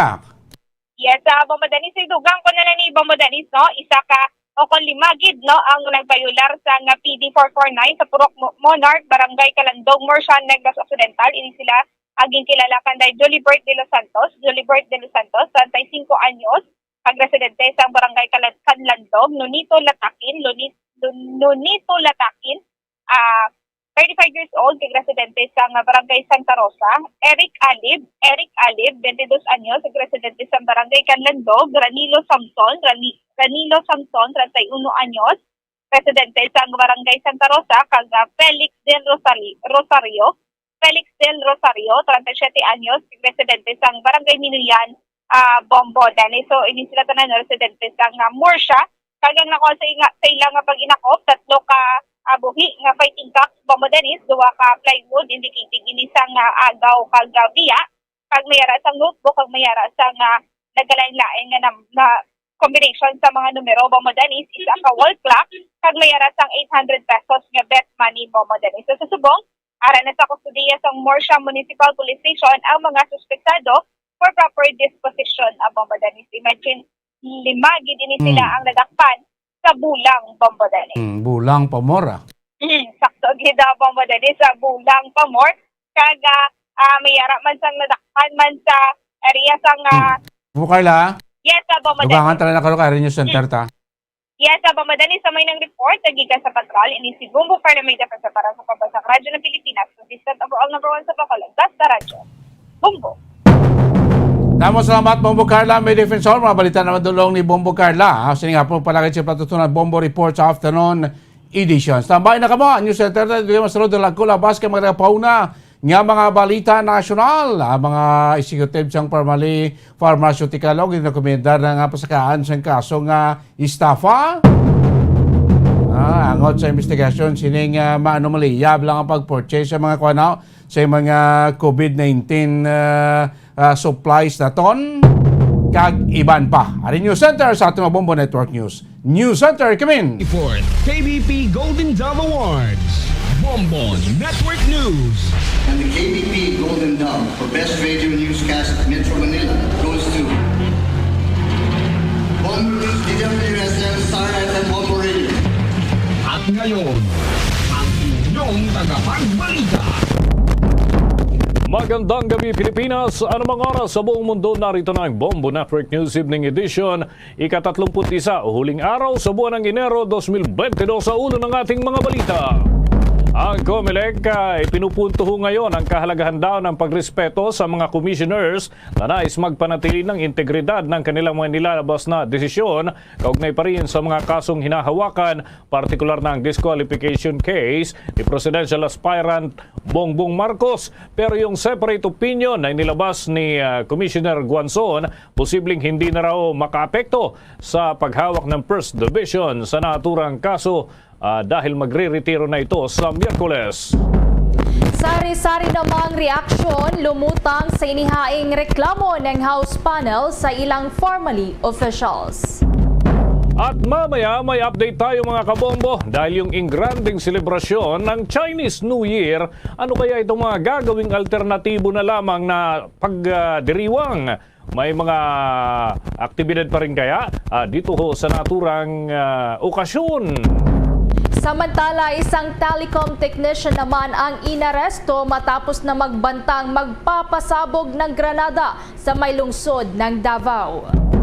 At sa ating international news, US nagpadala ng 4 na military aircraft para sa pag-rescue sa F-35C fighter jet na bumagsak sa karagatang inaangkin ng China. At sa sports news naman, ang 24th Winter Olympics all set na ang opening sa araw ng Biyernes. Ang controversial naman na si Russian President Vladimir Putin kabilang sa espesyal na panauhin. Bago sa detalye, kami ang inyong mga tagapagbalita. Ako si Bombo Everly Rico. Ako naman si Bombo Dennis Hamito at ngayon sa ating mga detalye. Nilinaw ngayon ng Commission on Elections na hindi dahilan ang katiwalian o kaya naman ay mga kontrobersyal na usapin doon sa ginawa nilang balasahan ng mga field officials. Matatandang sinimulan ang revamp noong pumasok ang election period para sa nalalapit huyan na 2022 national and local elections. Ayon kay COMELEC spokesman James Jimenez, normal na ginagawang pagpapalit ng mga opisyal ng komisyon sa mga rehiyon, syudad at mga probinsya upang maiwasan ang posibleng sabuatan sa mga labis na pagiging pamilyar na ng mga ito doon sa mga lokal na politiko. Bumuna rin umano sila ng regional network upang hasain din naman yung mga tagapagsalita ng kanilang mga tanggapan upang hindi na lahat ang hugos ay sa national office kundi maging sa regional level ay masasagot na ang mga katanungan. Ganun din mga kabombo yung trabaho ng Assistant Regional Directors at Provincial Election Supervisors. Samantala, kumuha naman tayo ng update doon sa may Commission on Election dahil ipinunto ngayon ng COMELEC ang kahalagahan ng pagrespeto sa mga commissioners na nais na mapanatili ang integridad ng decision-making kasunod nga ng banggaan ng 2 commissioners sa disqualification case ni Presidential Aspirant Bongbong Marcos. Yan at iba pang mga balita mula kay Bombo Gerald Ulep. Bombo Everly Bombo Dennis, inamin ngayon ni Commission on Elections spokesperson James Jimenez na hindi pa na isusulat ni Commissioner Amy Ferolino ang desisyon sa consolidated disqualification case laban kay presidential aspirant Bongbong Marcos. Ito ay kahit na inilabas na ni Commissioner Wen Aguanzon ang kanyang separate opinion sa mga petisyon na inihain sa COMELEC para hilingin na ma-disqualify ang dating senador sa pagtakbo nito sa pagkapangulo. Hindi rin umano nakikita ni Jimenez na matatapos ni Ferolino ang pagsusulat ng desisyon bago ang retirement ni Guanzon sa Pebrero 2 o sa Miyerkules. Dahil ito posibleng hindi na raw maka-apekto itong separate opinion ni Guanzon sa paghawak ng COMELEC First Division sa kaso dahil posibleng mailabas ang desisyon kapag nagretiro na itong commissioner. Paliwanag ni Jimenez, ang mga separate opinions sa mga nakabinbing kaso ay hindi raw retroactive o hindi na ito pwedeng gamitin sa kaso.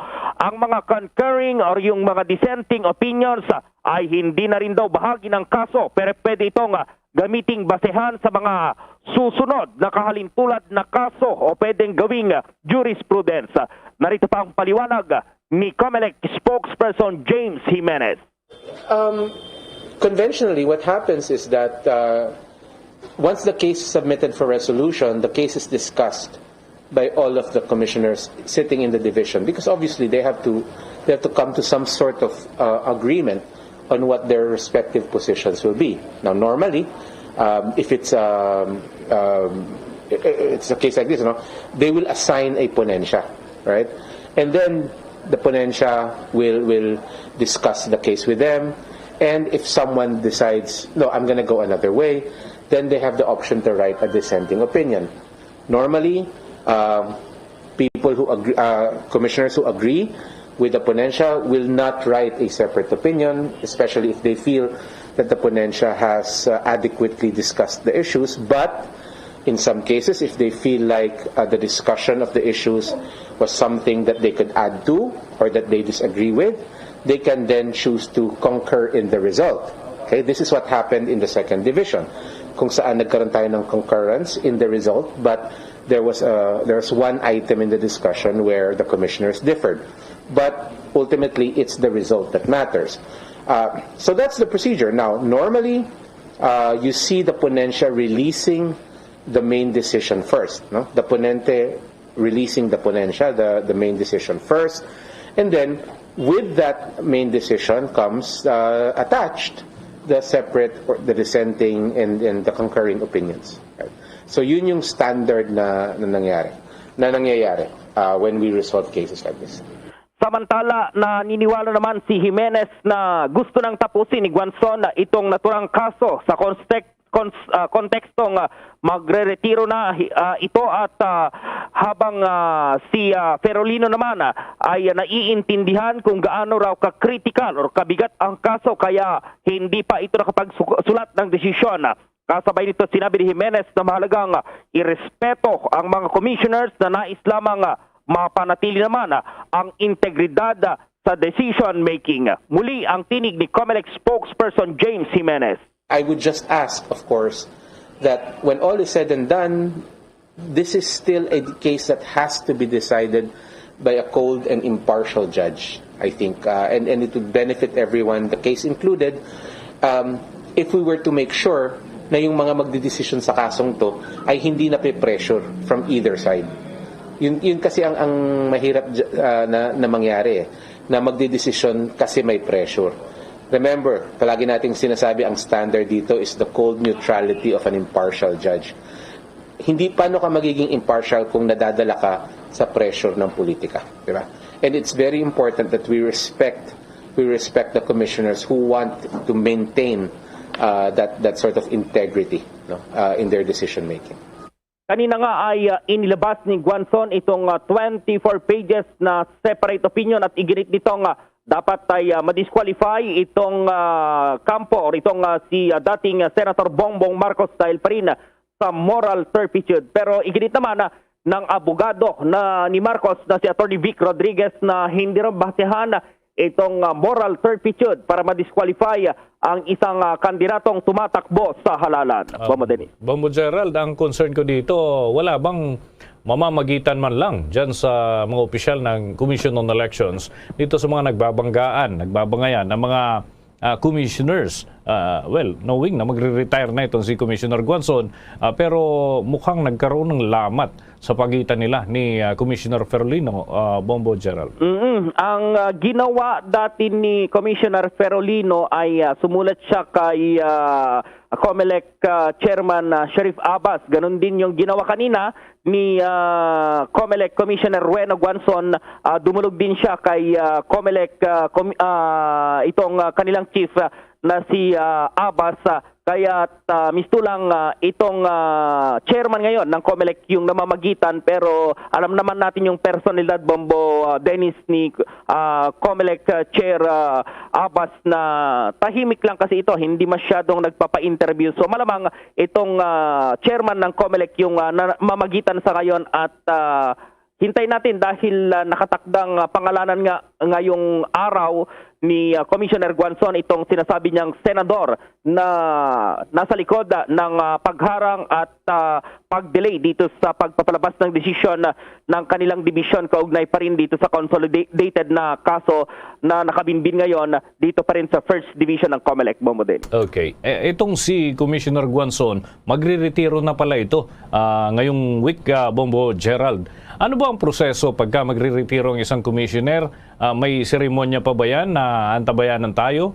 O turnover ng kanyang mga hinawakang kaso at iba pa mga bagay, Bombo Gerald? Oo, meron, Bombo Dennis. Ang pagkakaalam ko yung ceremonial hindi sa ADOS kasi sa February at Pebrero ADOS siya magre-retire. Yung narinig ko kanina parang sa Pebrero 7, Bombo Dennis, at mayroon talagang seremonya para sa kanya. Though bukas ay walang bukas ay holiday, kaya naman itong hinihintay na resolution, yung decision sa kaso ay malabong ilabas bukas.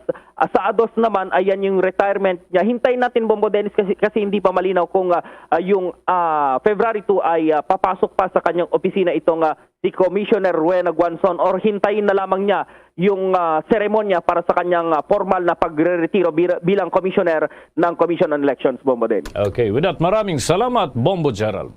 Para sa Bombo Network News, Bombo Gerald D. Ulet. Para sa Pambansang Radyo ng Pilipinas, Basta Radio, Bombo. Kinakailangan marinig ang boses ng mga manggagawa. Kailangan mabuo ang kapangyarihan dahil ang gobyernong ito ay atin. Ang bukas ay kailangan natin ang leader ng tama ay paglalaban at ang mali ay lalaban. Hangad kong ibalik ang mapagkaisang paglilingkod ng magbubuklod sa ating bansa. I do not run in promises. I run on sa ating pamahalaan na patuloy na nagsasamantala at nagnanakaw sa kaban ng bayan. Malapit na kayong magsama-sama. Ipaglalaban ko kayo hanggang dulo. Itataya ko ang lahat. Ibubuhos ko ang lahat na kayang ibuhos. Haharapin na ang tanong at isyu ng bayan. Ilalahad ang kani-kanilang plataporma at programa para sa taong bayan. Sama-sama nating kilatisin ang mga kandidatong tumatakbo sa pagkapangulo. Inimbitahan ang 6 sa kanila. Sino nga ba ang karapat-dapat na mamuno sa bansa? Panatas sa Bayan, the KBP Presidential Candidates Forum. Hatid sa inyo ng buong puwersa ng kapisanan ng mga broadcaster ng Pilipinas. Moderated by Karen Davila from ABS-CBN and Rico Hizon from CNN Philippines. At mga panelists na magtatanong at bubusisi sa ating mga kandidato mula sa iba-ibang broadcast at digital news networks. Bombo Elmar mula sa Bombo Radio Philippines. Robbie Alampay mula sa One News. Dan Andrew Cura mula sa Far East Broadcasting Company. At Ed Lingao mula sa TV5. Makakasama rin natin ang iba-ibang miyembro ng kapisanan ng mga broadcaster ng Pilipinas mula Luzon, Visayas at Mindanao. Panatas sa Bayan, the KBP Presidential Candidates Forum. Ngayong February 4, alas 9 ng umaga. Mapapanood sa mahigit 300 estasyon ng radyo at telebisyon. Ang Presidential Forum ay bahagi ng public service ng Bombo Radio Philippines at Star FM at kapisanan ng mga broadcasters ng Pilipinas. Mantala sa iba pa nating mga balita, ang bakunahan para sa mga edad 5 hanggang 11 anyos na mga bata sisimulan na sa 6 na mga vaccination sites sa Metro Manila. May karagdagan pang detalye si Bombo Raymond Tinaza.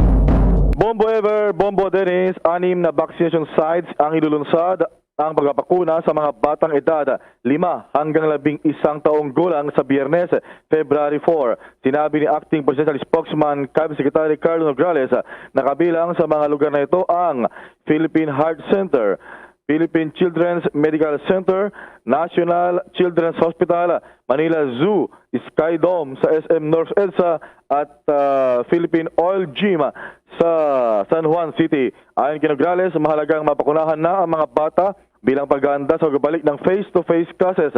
Inaasahan na yan darating sa bansa sa linggong ito ang Pfizer vaccines na reformulated para sa gitong age group o mas mababang dose.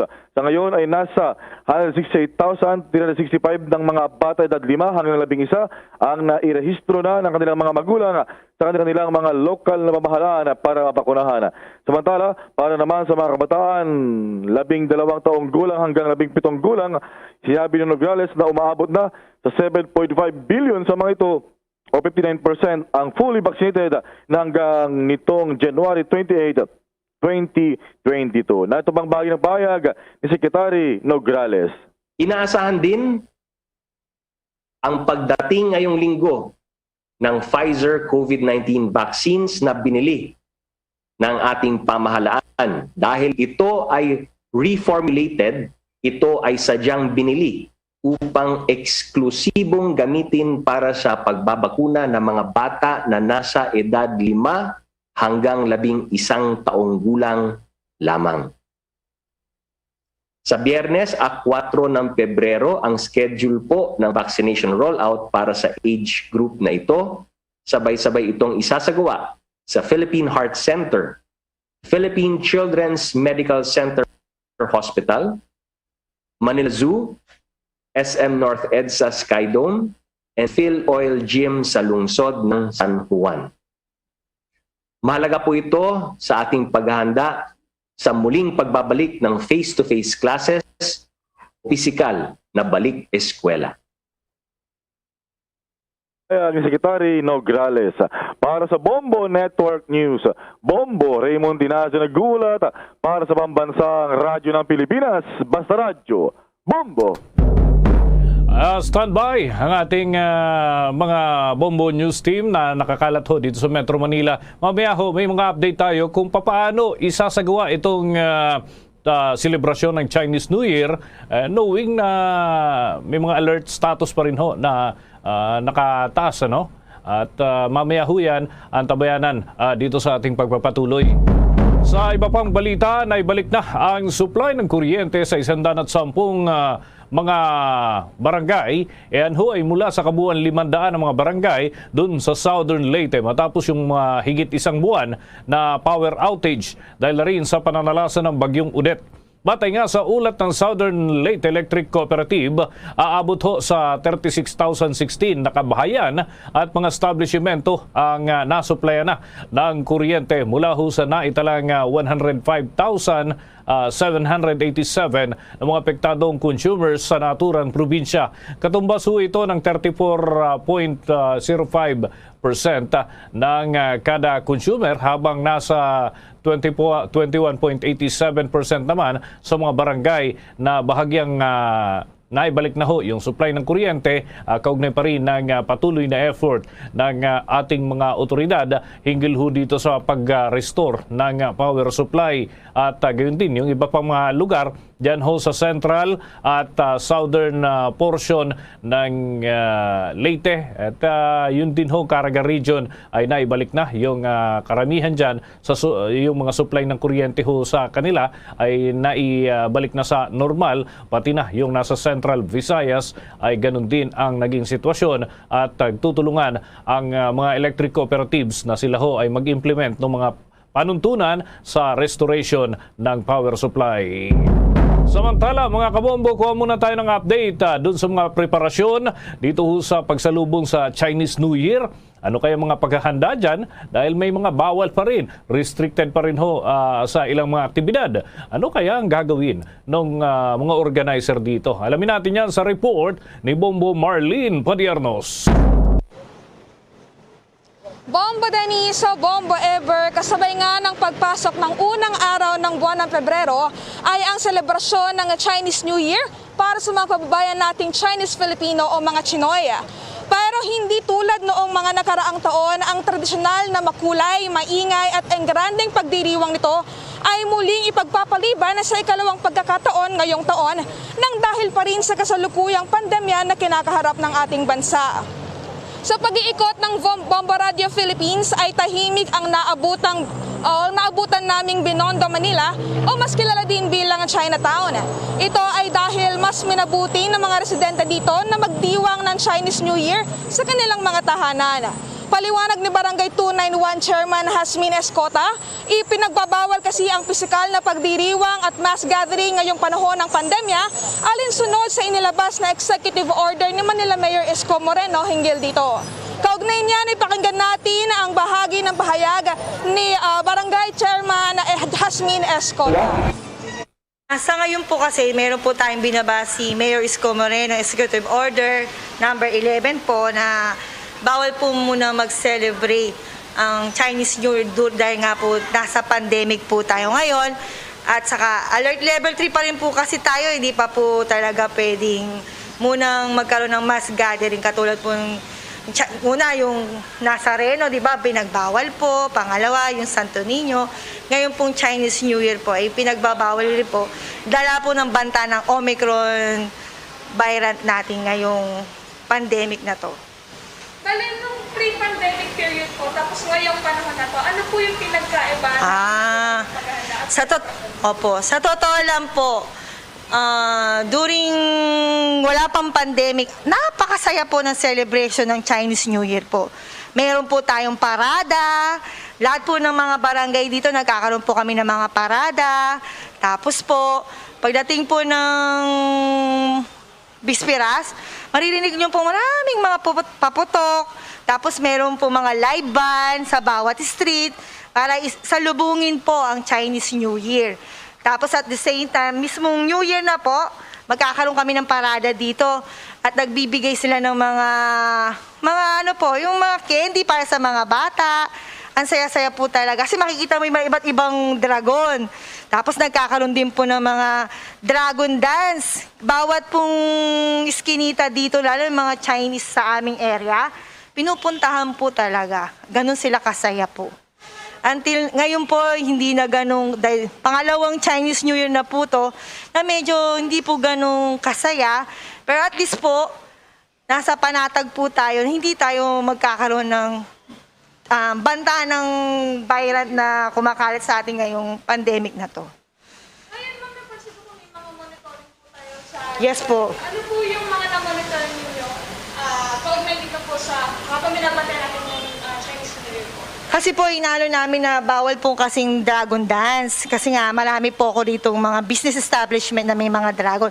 Sabi kasi po nila, pag may dragon dance, pampaswerte na pumapasok ang dragon sa kanilang business po nila. Kaya po, ngayon naka-monitoring po kami. Sa ngayon po, wala naman pong nangyayaring ganito. Kasi gantong oras meron na akong dragon eh. Ngayon po, wala pa po. Ewan ko lang po bukas, pero pananatilihin pa rin po naming payapa para lang din po sa kaligtasan nating lahat. Ma'am, bukod po dun sa mga nabanggit ninyo na kanina ng mga pagbabago sa dito nga sa Opo. May mga iba po ba tayong naging batas po or pinagbawal ngayong pagdiriwang ngayong taon po? Pinagbawal. Basta po, wag lang pong yung parang pong yung magsi-celebrate sa labas para maiwasan dagsa ng mga tao. Kasi dikit-dikit, yung social distancing. Pero tuloy pa rin naman po naman ang celebration. Yung nga lang, nasa bahay lang sila. Hindi na po sila katulad ng dati na kapag walang pandemic, pwede sa labas. Kasi kapag ang mga tao, pag may naririnig na dragon dance, akala nila, yun ang... Bombo Mars? Oo, yan ang tinigan ni Barangay 291 Chairman Hasmin Escota. Okay. Samantala, Bombo Dennis sa Bombo Ever, hindi man tayo swerte na mapayagan na makakuha ng mga videos at saka mga larawan, ay may nakapanayam kami dito na isang empleyado ng tindahan na nagbebenta ng tikoy at hopya. Bale, ayon sa kanya, patok pa rin at malakas ang kita ng kanilang binibentang tikoy at hopya, lalo na ngayong Chinese New Year sa kabilangan ng pandemic na kinakaharap ng bansa. Umaabot mula sa 120 pesos hanggang 200 pesos ang halaga ng tikoy, depende sa laki, habang nasa 60 pesos naman hanggang 170 pesos ang presyo ng hopya na kanilang ibinibenta dito. Depende naman yun sa dami. Ngunit pagalinaw niya, hindi pa rin ito matutumbasan ang laki ng kanilang kinikita noong bago pa man tumama ang pandemya dito sa Pilipinas. Mabenta rin ang mga Lucky Charms at iba pang pampaswerte sa panahong ito na nagkakahalaga naman sa 200 pesos at, o hanggang 500 pesos. Depende naman ito sa pampaswerte at sa laki. Minsan may mga mas mahal pa dyan. Bala, Bombo Dennis sa Bombo Ever, ang Chinatown dito sa Binondo, Manila ay ang pinakalumang Chinatown sa buong mundo at kilala din ito sa pag-host ng mga kasiyahan na may kaugnayan sa holiday tulad ng Chinese New Year na kinabibilangan ng mga pagtitipon, dragon dances, fireworks display tuwing besperas nga ng Chinese New Year. Bombo Ever, Bombo Dennis. Okay, isang tanong lang, Bombo Marlene. Yung mga law enforcer ba ay present na dyan sa ganito kaaga? Dahil dati, pagka ganitong oras, siksikan na yung tao dyan. Well, ngayon, maraming bawal. Pero makikita ba yung mga enforcer dyan? Baka kasi pagka hindi na naman nakikita yung mga enforcer, kanya-kanyang diskarte na naman at hindi na naman masunod yung mga protocol na ipinaiiral, Bombo Marlene. Oo, tama ka dyan, Bombo Dennis. Bale, kanina nga sa pag-iikot namin dito ay namataan na natin na may mga nakatambay na mga barangay at saka law enforcement nga na nagbabantay at nagpapatupad ng katahimikan kapayapaan dito nga ngayong bisperas ng Chinese New Year, Bombo Dennis. Ay, sige, maraming salamat. Mag-ingat kayo dyan.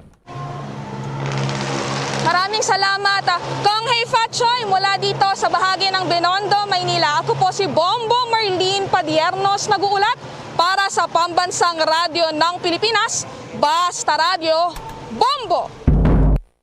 Iba pang mga balita, ang Commission on Election at Bangko Sentral ng Pilipinas lumagda ng kasunduan para sa Election 2022 Source Code Safekeeping. Meron pang detalye dyan si Bombo Jane Buna. Nilagdaan ngayong araw na mga opisyal ng Commission on Elections at Bangko Sentral ng Pilipinas ang isang kasunduan para sa safekeeping ng source codes na gagamitin para sa May 2022 national at local elections. Sa isang virtual event, ipinaliwanag ni COMELEC Chairman Sherif Abbas at Commissioner Marlon Casquejo na namumuno sa Steering Committee para sa Election 2022 na ang escrow agreement ay mahalaga sa pagtiyak ng kaligtasan at seguridad ng sistema ng halalan. Sa kanyang opening remarks, sinabi ni Casquejo na ang kasunduan sa escrow ay magtitiyak na ang source code na gagamitin para sa automated election system ay masecure na may highest possible level of security. Source codes, we can say, are our commands or instructions conveyed to a software program, such as the AES, in a manner that is understandable to the computer. These source codes undergo a trusted build and ensures the source code's integrity, accuracy, and reliability. Once certified, these codes are deposited and kept in the BSP or Bangko Sentral of Pilipinas for safekeeping until the day of elections.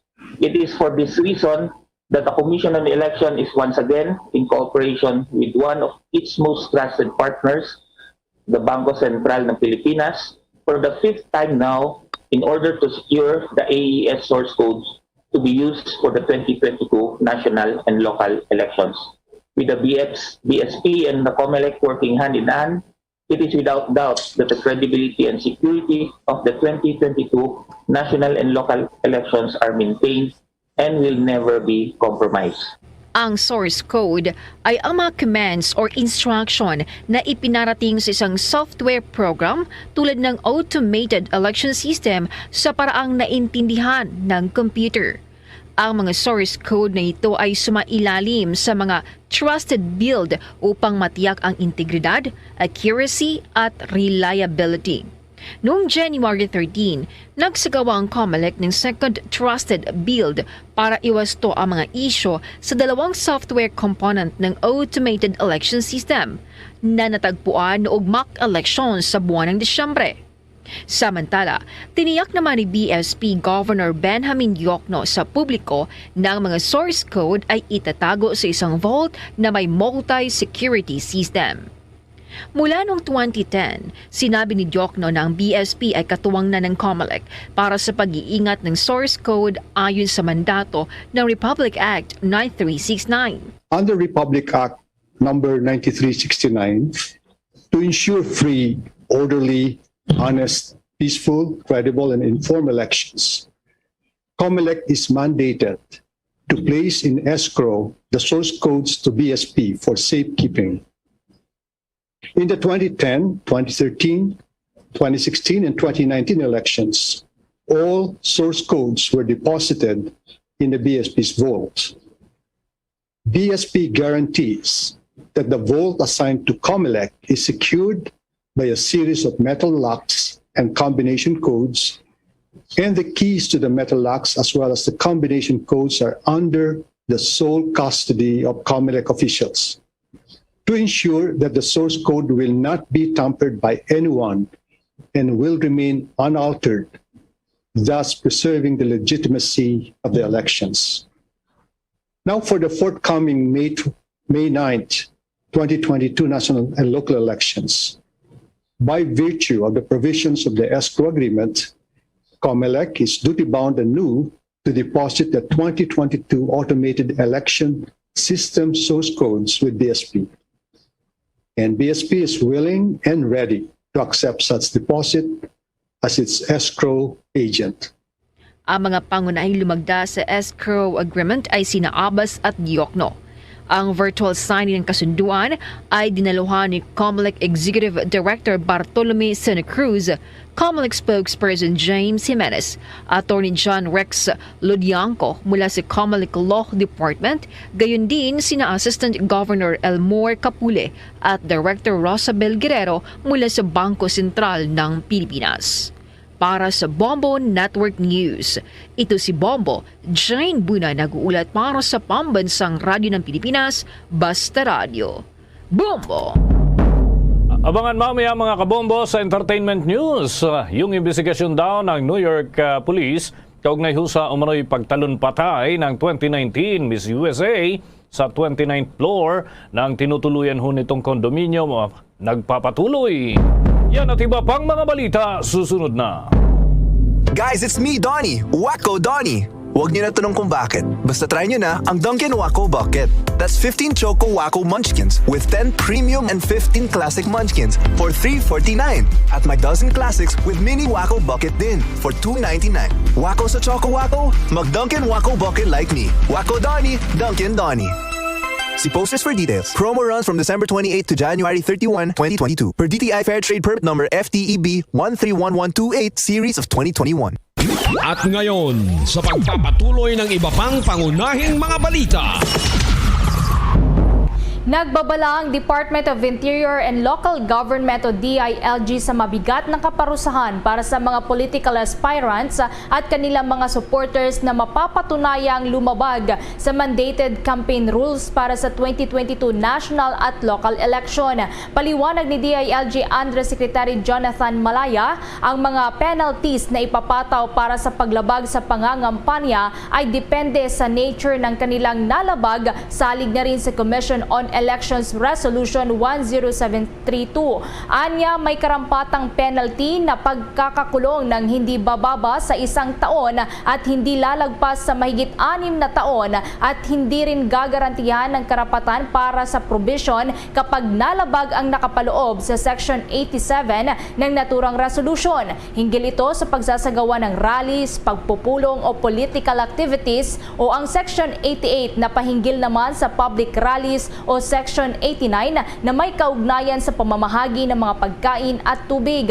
Bukod pa rito, madidiskwalipika din ang mga kandidato na lalabag na humawak ng posisyon sa gobyerno at karapatang bumoto sa hinaharap. Ayon pa kay Malaya, ang mga individual naman na lalabag sa minimum public health standards ay makukulong ng hindi bababa sa 1 buwan pero hindi naman lalagpas sa 6 na buwan o pagmumultahin ng hindi bababa sa 20,000 pesos, subalit hindi rin lalagpas sa mahigit 50,000 pesos ang multa o parehong makukulong at pagmumultahin pero subject pa rin sa diskresyon ng korte. Nagpaalala din si Malaya sa mga political aspirants at sa kanilang mga supporters na nakapaloob si COMELEC Resolution 10732 ang non-contact campaign gaya na lamang ng pagbabawal sa handshake, sa pagyaka, paghalik, arm-to-arm o anumang mga physical contact ng mga kandidato sa publiko. Kuha pa tayo ng dagdag na mga balita. Sari-saring reaksyon ho ang lumutang doon sa inihaing reklamo ng House panel doon sa ilang opisyal ng Parmalee Pharmaceutical Corporation. May ilan ho kasing hindi nakasama doon sa mga sinampahan ng reklamo, gayong lumutang na dati pa itong mga pangalan ng naturang mga individual. Alamin natin ang buong detalye sa report ni Bombo Day Vincent Pasig. Inirekomenda ng House Committee on Good Government and Public Accountability na kasuhan ng estafa ang ilang executives ng Parmalee Pharmaceutical Corporation kaugnay sa umano'y questionableng pagbili ng pamahalaan ng mga medical supplies na kailangan para sa COVID-19 pandemic noong taong 2020. Sa isang pulong balitaan, sinabi ng chairman ng komite na si Diwa Party List Congressman Michael Aglipay na kanilang inirekomendang kasuhan ng estafa sa Department of Justice sina Parmalee Chairman Wang Tzu-yen, Treasurer na si Mohit Dargani, Presidente na si Twinkle Dargani, Parmalee Director Lincoln Ong at iba pang opisyal ng kumpanya na sina Justin Garado at Crizel Grace Mago. Nakasaad aniya sa kanilang committee report na inabuso ng mga opisyal ng Parmalee ang more lenient o mas maluwag na procurement regulations sa ilalim ng Bayanihan Act 1 sa kontrata nito sa pamahalaan. Iginit ng kongresista na nagkakahalaga ng 8.68 billion pesos ang nakuha at misappropriated funds mula sa general public.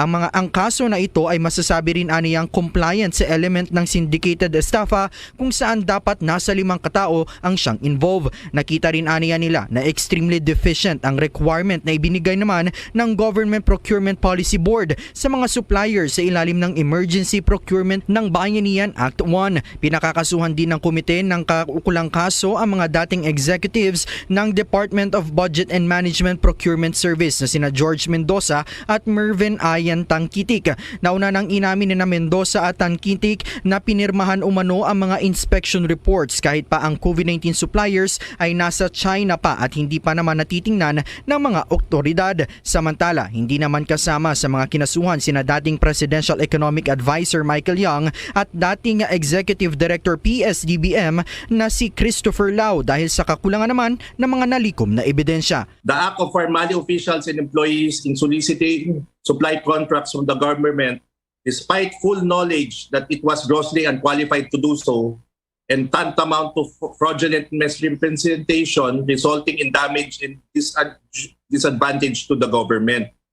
These acts of Parmalee officials are grossly aggravated by the fact that these were committed during the height of the pandemic by taking advantage of the more lenient procurement regulations under Bayanihan Act 1. In this matter, Parmalee gravely abused the system to the insufferable prejudice of the government. On the element of syndicated estafa requiring at least 5 persons involved, in this present case, there are more than 5. In fact, there are, I think, 6 or 7 of them, and they can be this is compliant already with the elements of syndicated estafa, appropriating and swindling public funds that belong to the general public. Bombo Davidson Pasit nag-uulat para sa Pambansang Radyo ng Pilipinas. Basta Radio, Bombo! Sa karagdagan pang balita, matapos naman ng mahigit isang buwan na pananalasa ng bagyong Odette sa ilang bahagi ng Pilipinas, nagbahagi ngayon ang Philippine Red Cross ng shelter assistance sa mga biktima ng bagyo. Bilang bahagi ng long-term recovery efforts ng PRC, tumulong ang mga volunteers na mga pamilya na muling maitayo ang kanilang mga bahay. Ito ay sa pamamagitan ng pagbibigay ng shelter toolkits at corrugated galvanized iron sheets, at noon namang Enero 27 ngayong taon, nakapagbigay na ang PRC ng shelter toolkits sa 300 na mga pamilya mula po sa Bohol, 84 na pamilya sa Palawan at 464 naman na mga pamilya sa Southern Leyte. Samantala, ang mga volunteers naman ay nakapagbigay na rin ng shelter toolkits para sa mahigit 100 mga pamilya at corrugated galvanized iron sheets sa 50 mga pamilya pa doon sa may Siargao Island. Sinabi naman ni PRC Chairman at CEO Senator Richard Gordon na hindi hihinto ang Philippine Red Cross na magbigay ng hot meals, relief items at ang pagbibigay na rin ng access sa ligtas at malinis na supply ng tubig. Ang Red Cross ay laging nagbibigay ng mga suporta at assistance sa pamamagitan ng humanitarian efforts na layong mapaganda ang kalidad ng buhay ng mga biktima ng anumang mga sakuna. Samantala, ang DILG pinatitiyak ko doon sa mga lokal na pamahalaan ang sabong operations daw sa ilalim ng Alert Level 2 ay compliant dito ho sa mga itinatakdang health protocols. May balita si Bombo Annalise Soberano. Pinatitiyak ni Interior and Local Government Secretary Eduardo Año sa mga local government units na siguraduhing nasusunod ang pagpapatupad ng minimum public health standards. Ngayong balik na rin ang operasyon ng sabong sa ilalim ng Alert Level 2 status simula bukas dito sa Metro Manila at maging sa ibang lugar pa sa bansa. Nais kasi ni Secretary Eduardo Año na hindi magiging super spreader event ang pagbabalik operasyon ng mga cockpit at ang traditional na sabong dahil nandyan pa rin ang banta ng COVID-19 Omicron variant. Hinimok ni Anyo ang lahat ng mga provincial governors, city, municipal mayors at punong barangays na siguraduhin na ipapatupad ang batas at nasusunod ang compliance ng health and safety protocols sa management ng mga cockpits at cockfighting activities sa kanilang mga areas of jurisdiction. Sinabi ng kalihim na ang maximum venue capacity para sa indoor gatherings ay 50%, para doon naman sa fully vaccinated individuals batay sa IATF guidelines. Dapat ang mga on-site workers o empleyado ng nasabing mga cockfight establishments ay dapat bakunado rin. Kapag pumasok sa isang sabungan, dapat siguraduhin maayos ang pagsuot ng face mask. Dapat sundin din ang no face mask, no entry policy at tiyakin na susunod din ang physical distancing.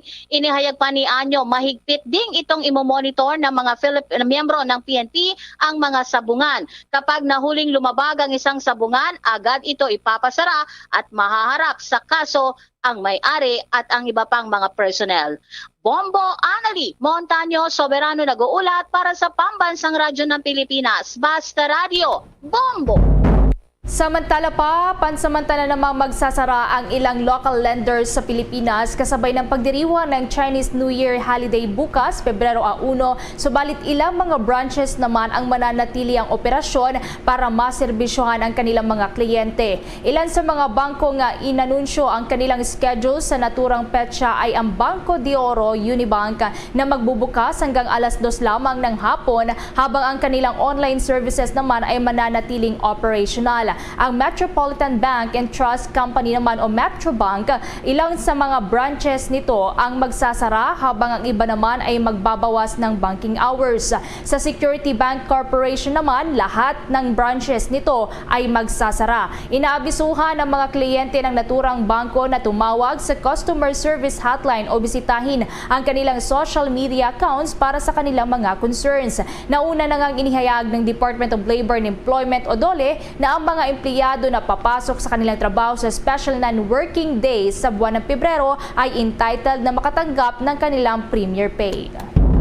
Maglalabas ang Government Service Insurance Corporation o GSIS ng kabuuang 100 million pesos na educational subsidy sa 10,000 families sa mga miyembro ho nito para sa college expenses ng mga benepisyaryo at gayon din. Yan ay para sa academic year 2021-2022. At ayon nga sa naturang tanggapan, ang bawat estudyante ay makakatanggap ng tig 10,000 piso at ayon pa kay GSIS President at General Manager Rolando Ledesma, ang 10,000 pesos na educational subsidy ay malaking tulong para sa mga miyembro ng mayroong anak o legal dependents na nag-aaral pa sa kolehiyo, partikular na ngayong naharap ang bansa sa pandemya. Mula niya sa 15,770 na mga kwalipikadong aplikante, nasa 10,000 grantees na ang higit na nangangailangan daw ng educational assistance na mabibigyan. Nasa 1,581 sa magagarantiyahan ng naturang assistance ay mula ho sa National Capital Region. Meron namang halos 2,000 mula sa Northern Luzon, mahigit 2,000 mula sa Southern Luzon at mahigit 2,000 rin mula sa Visayas at 2,200 mahigit mula naman sa Mindanao. Ipapamahagi ang naturang subsidiya sa mga recipient members matapos makapagsumite ng kinakailangang requirements sa kanilang tanggapan. Samantala, nananawagan si Public Attorney's Office o PAO Chief Persida Rueda Acosta kay Education Secretary Leonor Briones na huwag ipatupad ang no vaccination, no work policy sa mga guro. Anya, labag ito sa Konstitusyon at Republic Act No. 11525 o ang COVID-19 Vaccination Program Act of 2021. Ginawa ni PAO Chief Acosta ang naturang pahayag matapos na makatanggap anya ng ilang mga reports mula sa mga guro na hindi pinapapasok dahil hindi pa sila bakunado. Sa apilaan nito kay Briones, dapat anya na suportahan ng mga guro na meron namang valid na dahilan kung bakit nananatili pa rin silang hindi bakunado. Siniguro din ng PAO Chief sa mga guro na bukas ang kanilang tanggapan para sa mga legal assistance. Ang balitang ito ay inihatid sa inyo ng Dunkin Donut, pasalubong ng bayan. Sa atin pang mga dagdag na balita, mga kabombo, mga Kastar Nation, abangan ho mamaya sa ating balitang palakasan ay namamayagpag pa rin ho yung mga ating inaabangan na mga events, lalo na ho at nalalapit itong Winter Olympics. Ano kaya mga preparasyon pa ng China dito ho sa naturang aktibidad? However, sa karagdagan pang balita, inilunsad naman ng Philippine Postal Corporation ngayong araw ang commemorative Year of the Tiger Stamps upang markahan at makiisa sa pagdiriwang ng Chinese New Year. Sinabi ni Postmaster General Norman Fulgencio na ang paglulunsad ng naturang commemorative stamps ay isang paraan ng pagdiriwang ng paparating na Lunar Year, lalo na't karamihan anya ng mga kapistahan sa bansa ipinagpapaliban dahil na rin sa pandemya. Ang kaganapang ito anya ay magbibigay din ng pagkakataon para sa mga Chinese, Filipino at mga Pinoy na tangkilikin at pahalagahan ang pagdiriwang na ito sa isang simpleng seremonya. Dagdag pa ni Fulgencio na lubos silang naniniwala na ang Year of the Tiger ay simbolo ng katapangan at lakas ang magtutulak sa kanilang ahensya na mas umangat pa habang naghahanda ang post office na gawing moderno ang mga sistema nito, baguhin ang mga produkto at serbisyo nito at gayon din immortalize ang mayamang kasaysayan, kultura, talento at tagumpay ng mga Pilipino sa buong mundo. Formal na inilunsad nga ng naturang mga stamps sa isang event ng PhilPost sa may Pasay City. Habang ngayong araw naman sinimulang buksan sa publiko ang pagkuha ng mga selyo, souvenir sheets at ang official first day cover ng New Year 2022 Year of the Tiger Stamps. Sa Philathletic counter ng Manila Central Post Office sa Liwasang Bonifacio, Maynila, maaari ding magtungo sa official Facebook page ng PhilPost sa mga individual na nagnanais na bumili nito. Samantala, papayagan na ang mga minor de edad na lumabas sa oraso na ibaba na ang alert level status sa mas maluwag na level, lalo na huyan dito sa Metro Manila. Simula huyan bukas, 1 ng Pebrero hanggang 15 ng buwan na papasok. Subalit, umapila ang pamahalaan sa mga magulang na huwag munang isama yung mga bata, lalo na yung maliliit, mga sanggol sa kanilang paglabas. Ito'y dahil na rin sa ilang mga bata raw ang naitalang nadapuan din ng sakit noong buwan ng Disyembre at gayon din nitong nakalipas sa mga linggo. At ayon nga kay Cabinet Secretary Carlo Alexei Nograles, responsibilidad ng mga magulang na tiyakin ang kaligtasan at kalusugan ng kanilang mga anak sa ganitong panahon na nasa adjustment period at unti-unting magbabago nga at papasok sa new normal na kinakaharap pa rin natin dahil sa sitwasyon ay kinakailangan ng pagtutulungan ng pamahalaan at pagsunod pa rin sa health protocols. Ang health news ay inihatid sa inyo ng Immunomax, the one and only immunomodulator made with pure CM glucan.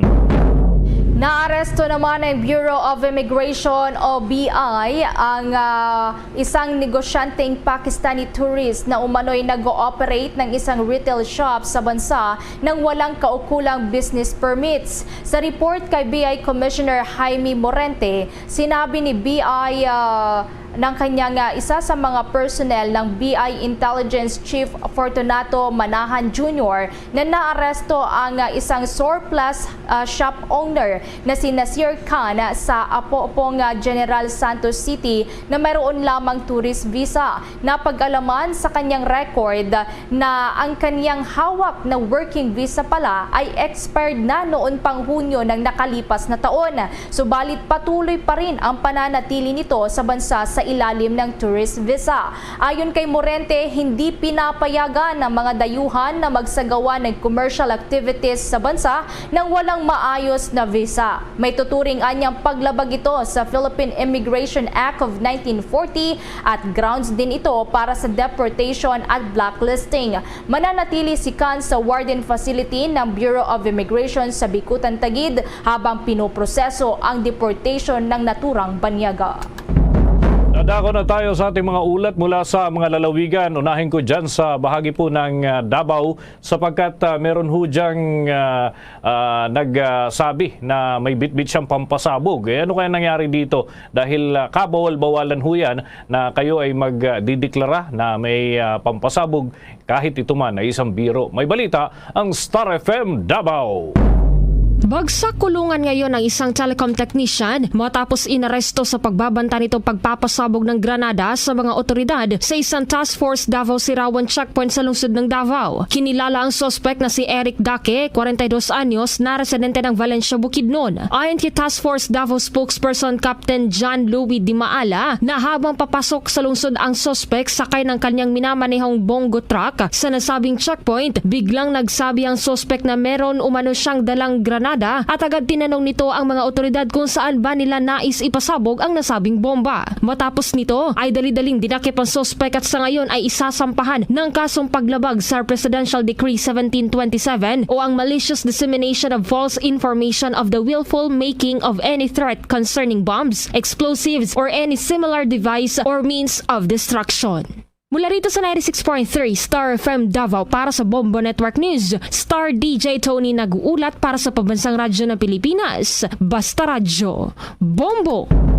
Dahil ho sa mga paghihigpit at pabago-bagong protokol, ang Boracay officials ay puspusan ho yung kanilang preparasyon kung ano nga bang magiging status ng turismo ngayong ibababa na ang alerto sa ilang mga lugar. May balita ang Bombo Radio Kalibo. Naghahanda na ang mga hotel at resort sa isla ng Boracay sa muling pagbabalik ng mga dayuhang turista sa bansa. Ayon kay Malay Tourism Officer Mr. Felix de los Santos, tuloy-tuloy ang kanilang pagpupulong kaugnay sa basic occupational safety and health para sa kaligtasan ng mga turista at komunidad. Simula Pebrero 10 ngayong taon, inalis na ang mga quarantine protocol sa mga fully vaccinated na foreign tourists at returning overseas Filipinos na papasok sa Pilipinas. Ngunit kailangan magpakita pa rin ng negatibong resulta ng RT-PCR test 48 hours bago ang pagbiyahe. Kahit nakapalabas na umano ang National ITF ng guidelines, maaaring bukas, Martes, magpalabas ng binalangkas na patakaran ang Technical Working Group ng Provincial Government at LGU Malay. Batayan niya sa kanilang recovery and resiliency plan. Kung walang mga dayuhang turista sa Boracay, mahirap ang kanilang muling pagbangon. Dagdag pa ni De Los Santos na nagpapatuloy ang pagbibigay ng mga booster shots laban sa COVID-19 sa mga tourism workers at residente sa Boracay upang muling mapalakas ang turismo at ekonomiya. Mahigit sa 30,000 bakasyonista ang naitala sa isla ngayong Enero, habang noong nakaraang Disyembre ay may kabuang 113,000 na local tourist arrivals. May mga series of meetings man, consultative meetings with LGUs, no, sa province of Baclan as well as in our LGU Malay with our business owners and stakeholders. So far sir, ginap-craft pa lang din. For sure, any time of this day or the commission na aga, ma-release yung. Para sa Bombo Network News, mula rito sa Bombo Radio Kalibo, Bombo Michael Alano nagulat para sa pambansang radyo ng Pilipinas at consistent overall number 1 sa Aklan. Basta Radio, Bombo! Samantala, ilang residente naman sa Tawi-Tawi kusang isinuko ang mga high-powered na mga armas sa mga otoridad. Nakatutok dyan ang Star FM Zamboanga. Formal na isinuko ng 5 mga residente kamakalan lang ang kanilang mga armas sa Sitangkay Municipal Police Station at tropa ng 212th Marine Battalion na nakipagdialogo sa mga surrenderies nang sa gayon ay makumbensing isuko ang kanilang 4 na high-powered at 6 na low-powered firearms sa Barangay Poblacion Panglima, Alari at Dari Bagunda, Puti. Ayon kay Brigade General Romeo Racadio ng Anti-Terror at Anti-Crime ng Joint Task Force Tawi-Tawi, kinilala ang mga individual na isinuko ang kanilang mga armas na sina Amil Salahadil Abas, Jaulo Luco, Pulding Abaw Polal, Ponduhan Suwalpuko Lapasan at Haji Ismael Imran Mau. Ang kanilang isinuko sa mga otoridad ang isang M16 na Baby Armalite rifle na may 6 na mahabang magazine, 7 short magazine at 48 rounds na 5.56mm live ammunition, isang Garand rifle na may 36 round na 7.62mm, isang carbine rifle na may isang magazine at 28 rounds ng live ammunition at 6 na caliber 45 na pistola. Patuloy naman ang operasyon ng mga otoridad at kasalukuyang nasa kustodiya ngayon ng 212 Marine Company ang mga armas na isinuko para sa wastong pag-iingat. At yan ang ulat mula rito sa himpilan ng 93.9 Star FM Zamboanga. Ito si Star DJ Sky, nag-uulat para sa pambansang radyo ng Pilipinas at number 1 radio network in the country, Basta Radio, Bombo! Bombo International News. Nagpadala ang Estados Unidos ng 4 na military aircraft para sa isang rescue mission para ma-recover ang top secret components ng bumagsak na F-35C fighter jets sa karagatang inaangkin ng China. Ito nga'y matapos na isiwalat ng US Navy na ang F-35C Lightning II na most advanced stealth fighter aircraft ng US ang nag-crash sa naturang karagatan matapos ang aksidenteng paglanding nito sa USS Carl Vinson aircraft carrier sa kasagsagan ng routine operations. Ang 4 na military aircraft ay pinaniniwala ang CV-22B Osprey stealth thruster aircraft ng US Air Force na idineploy sa Japan at sa Pilipinas na nakitang papunta sa inaangking karagatan ng China kung saan isinagawa ang aircraft exercises. Kaugnay nito, nag-issue ang Japanese Coast Guard ng navigational warning na ang naturang salvage operations ay isinasagawa sa may northern part ng karagatang inaangkin ng China. Noong nakalipas ngang linggo, kinumpirma ng US Navy na nasa 7 military personnel kabilang na ang piloto ang nasugatan sa pagbangga ng F-35C sa USS Carl Vinson cockpit. Bombo Sports News. All set na sa darating na Biyernes ang engranding opening ceremony ng 24th Winter Olympics na gaganapin ho sa Beijing, China. Espesyal ho na panauhing pandangal at isa sa mga bisita si Chinese President Xi Jinping at ang kontrobersyal na si Russian President Vladimir Putin, Pakistani Prime Minister Imran Khan at ilan pang world leaders, habang hindi naman inaasahan ng Amerika at ilan pang Western countries countries na magpapadala ng kanilang kinatawan dahil nga sa diplomatic protest ng mga ito. Halos 3,000 athletes at officials mula ho sa 70 mga bansa ang darating at makikilahok sa pambihirang Winter Games habang nasa gitna ng pandemya. Ang naturang bilang ng mga participants ay halos kaparehas noong 2018 Winter Olympics na ginanap naman sa Pyeongchang, South Korea.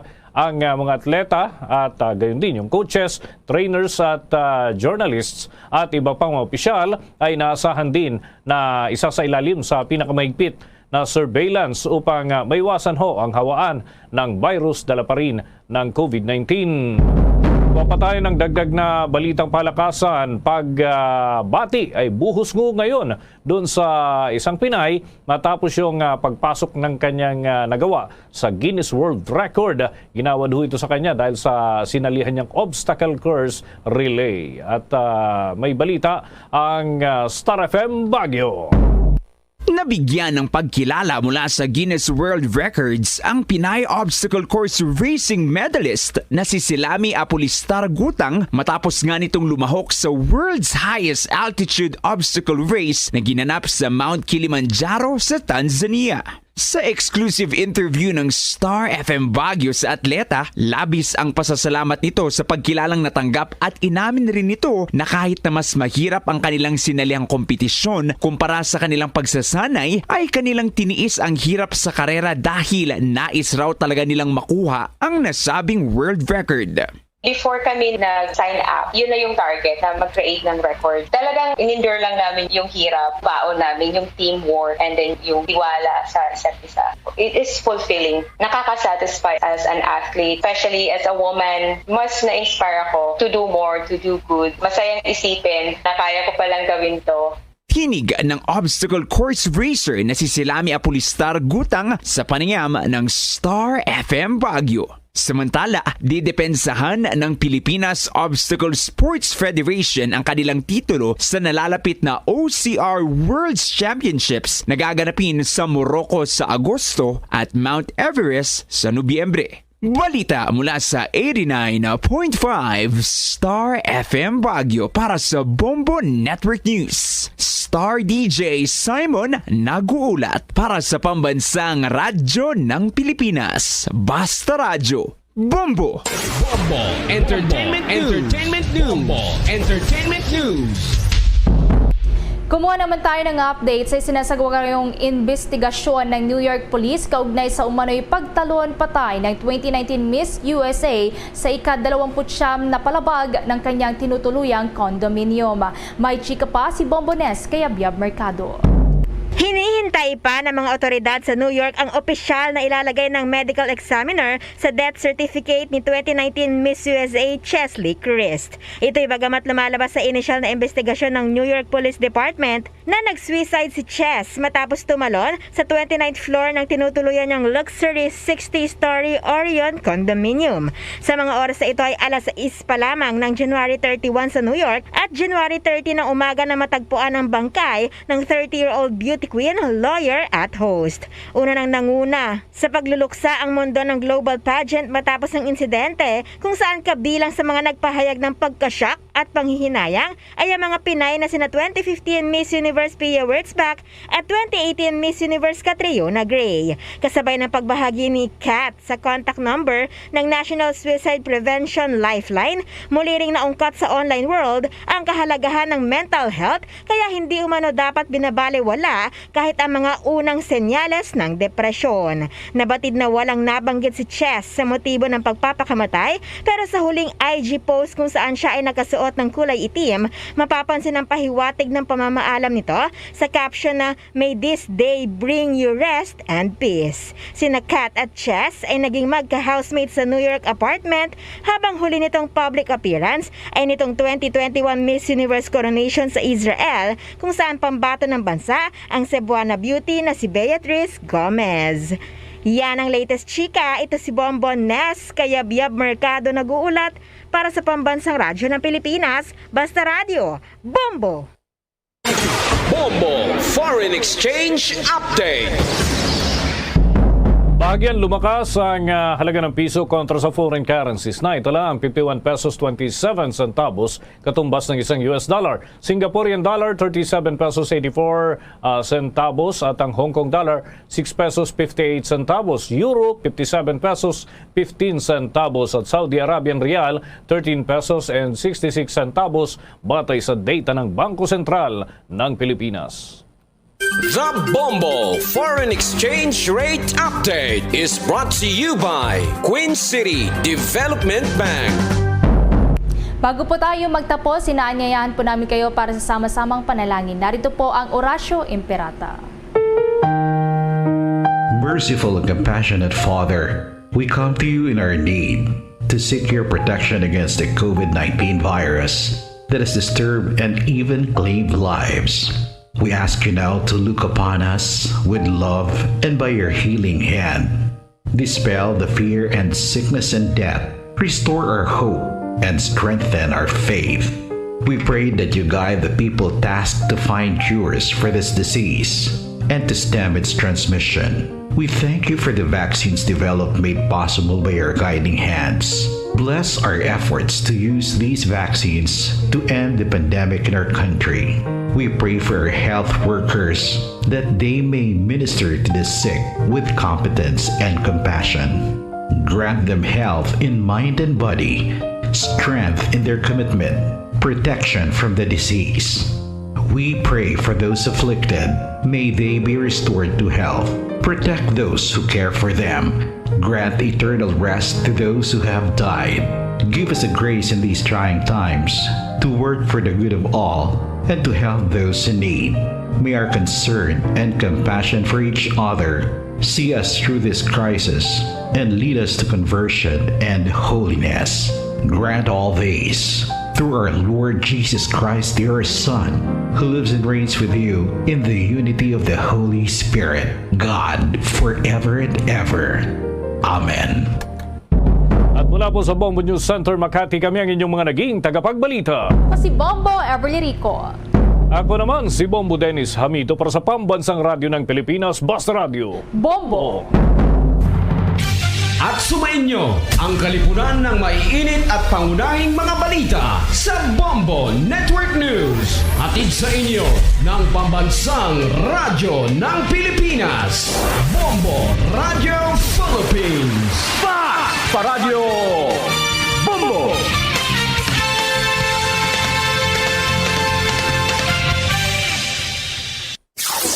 Limang dekada nang nagtataguyod ng katotohanan. 5 dekada nang nagtatanggol sa mga mamamayan. Patuloy na nagsasaliksik at mabilis maghatid ng mga balitang siksik at malaman.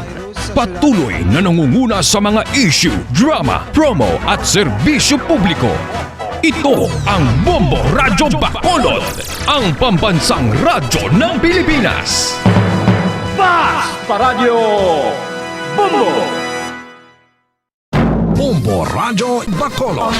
Number 1! Pa Radio Bombo! Oras sa Bombo Radyo Bacolod, Philippines Standard Time, 7 minutos sa nakaligan sa taknang alas 7 sa gabi. Mayong gabi sa Radsang Bacolod, Negros Occidental, Western Visayas, Bilog nga kalibutan, nag-apply ng palatuntunan, zona libre. Karoon na daw sang Lunes, petsa 31 sa bulan sang Enero tuig 2022. Santos siri nga pagparagad sa aton nga pagrup danay sa karon nga gabi may kopod ang inyo lagad si Bombo Ponce Espino. Tuptop kita alas 9 ang takna siri nga gabi sa pagadulong sa kapagpatpat sa pira ka madragkuan nga mga balita. Balita lokal, balita national, balita sa luwas ng pungsod, pila ka madragkuan nga mga balita sa patag sa Nambang, kag sa artista. Siyempre kita pag-aupdan man sang bugos sa pwersa sa DYWB Bombo Radio Pato Reporters aton siri nga mga Bombo Correspondents. Bombo volunteers na magatagman sa pinakabadragkuan nga mga balita, pinakauli nga maripon na naglanabo assign sa resitag sa kamera of responsibility. Antes ang tanan pagtamyaw tanay sa aton siri nga makota mataga permitita broad, mga pinanggata nga merigrense kag babakolod noon nga dito sa lasang pungsod nga nagalantaw na karap mati sa aton pinagi sa Facebook. Pinagi man sa aton official fanpage ang Bombo Radio Bacolod, no? Kag siyempre sa YouTube. Pinagi sa aton siri nga YouTube account ang Bombo Radio Bacolod. Mga listeners man naton sa 630 kHz Sadto pa sa subong, no? Nagapabilin nga nagapamati sa 630 kHz. Welcome sa pagpanagad sa paglunes sa edisyon sang Zona Libre, katapusan nga adlaw sa sining bulan sang Enero. Wisperas masubong mga kabanan sang Chinese New Year, February 1, 2022. So welcome na diri sa aton sining pagpanagad. Ano labing talupang do pila ka badalagwan nga mga balita. Mga balita lokal. Diri sa aton sining para tutunay balaon ta ang latest nga reaksyon sa alkalde sang syudad sa Bacolod, Mayor Evilio Bing Nuardia. Ini may kang tanan sa natapos nga pagsinapol ilaw po sa kay Governor Bong Lacson kag syempre no, mga city officials sang syudad sang Bacolod. Ining pagdula sang RT-PCR test nga 72 hours negative nga RT-PCR test, no, 72 hours nga mga inbound travelers diri sa syudad sang Bacolod. Of course, no, ang pinaka-latest man iya makabaran nga EO extension sa executive order ni Mayor Bing Nuardia sa bahin sang sining pagpaidalom liwat sa syudad sa Bacolod sa alert level 3 from February 1 to February 15, 2022. Of course, may update man kita makabaran sa latest nga vaccination, no, nga patignon naton iya makabaran sa parabuton nga February 4 man. Ang ining vaccination sa mga bata, ang kabataan, no, nga naga edad iya makabanan sa 11 anyos tubtob 5 ka tuig. Of course, ay pila ka latest pag sitwasyon COVID case situation, no, naton diri sa may bahin sang syudad sa Bacolod aton man hibaloon.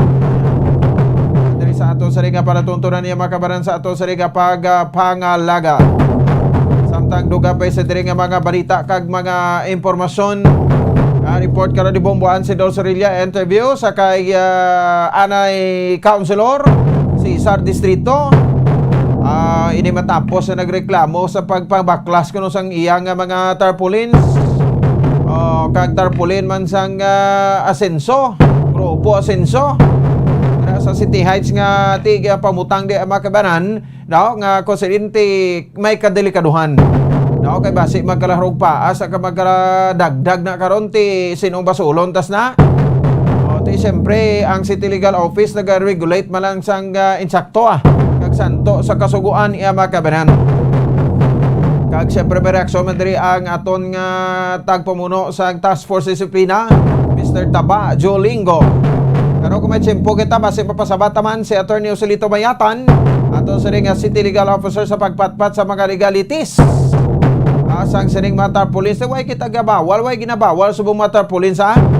O pag gusto ka mo da, no, pamutang sa mga tarpaulins, bisano kalagpad daw mga amakan, na. Ang importante, kaya hindi na perwisyo, hindi uol, hindi delikado sa pumuloyo.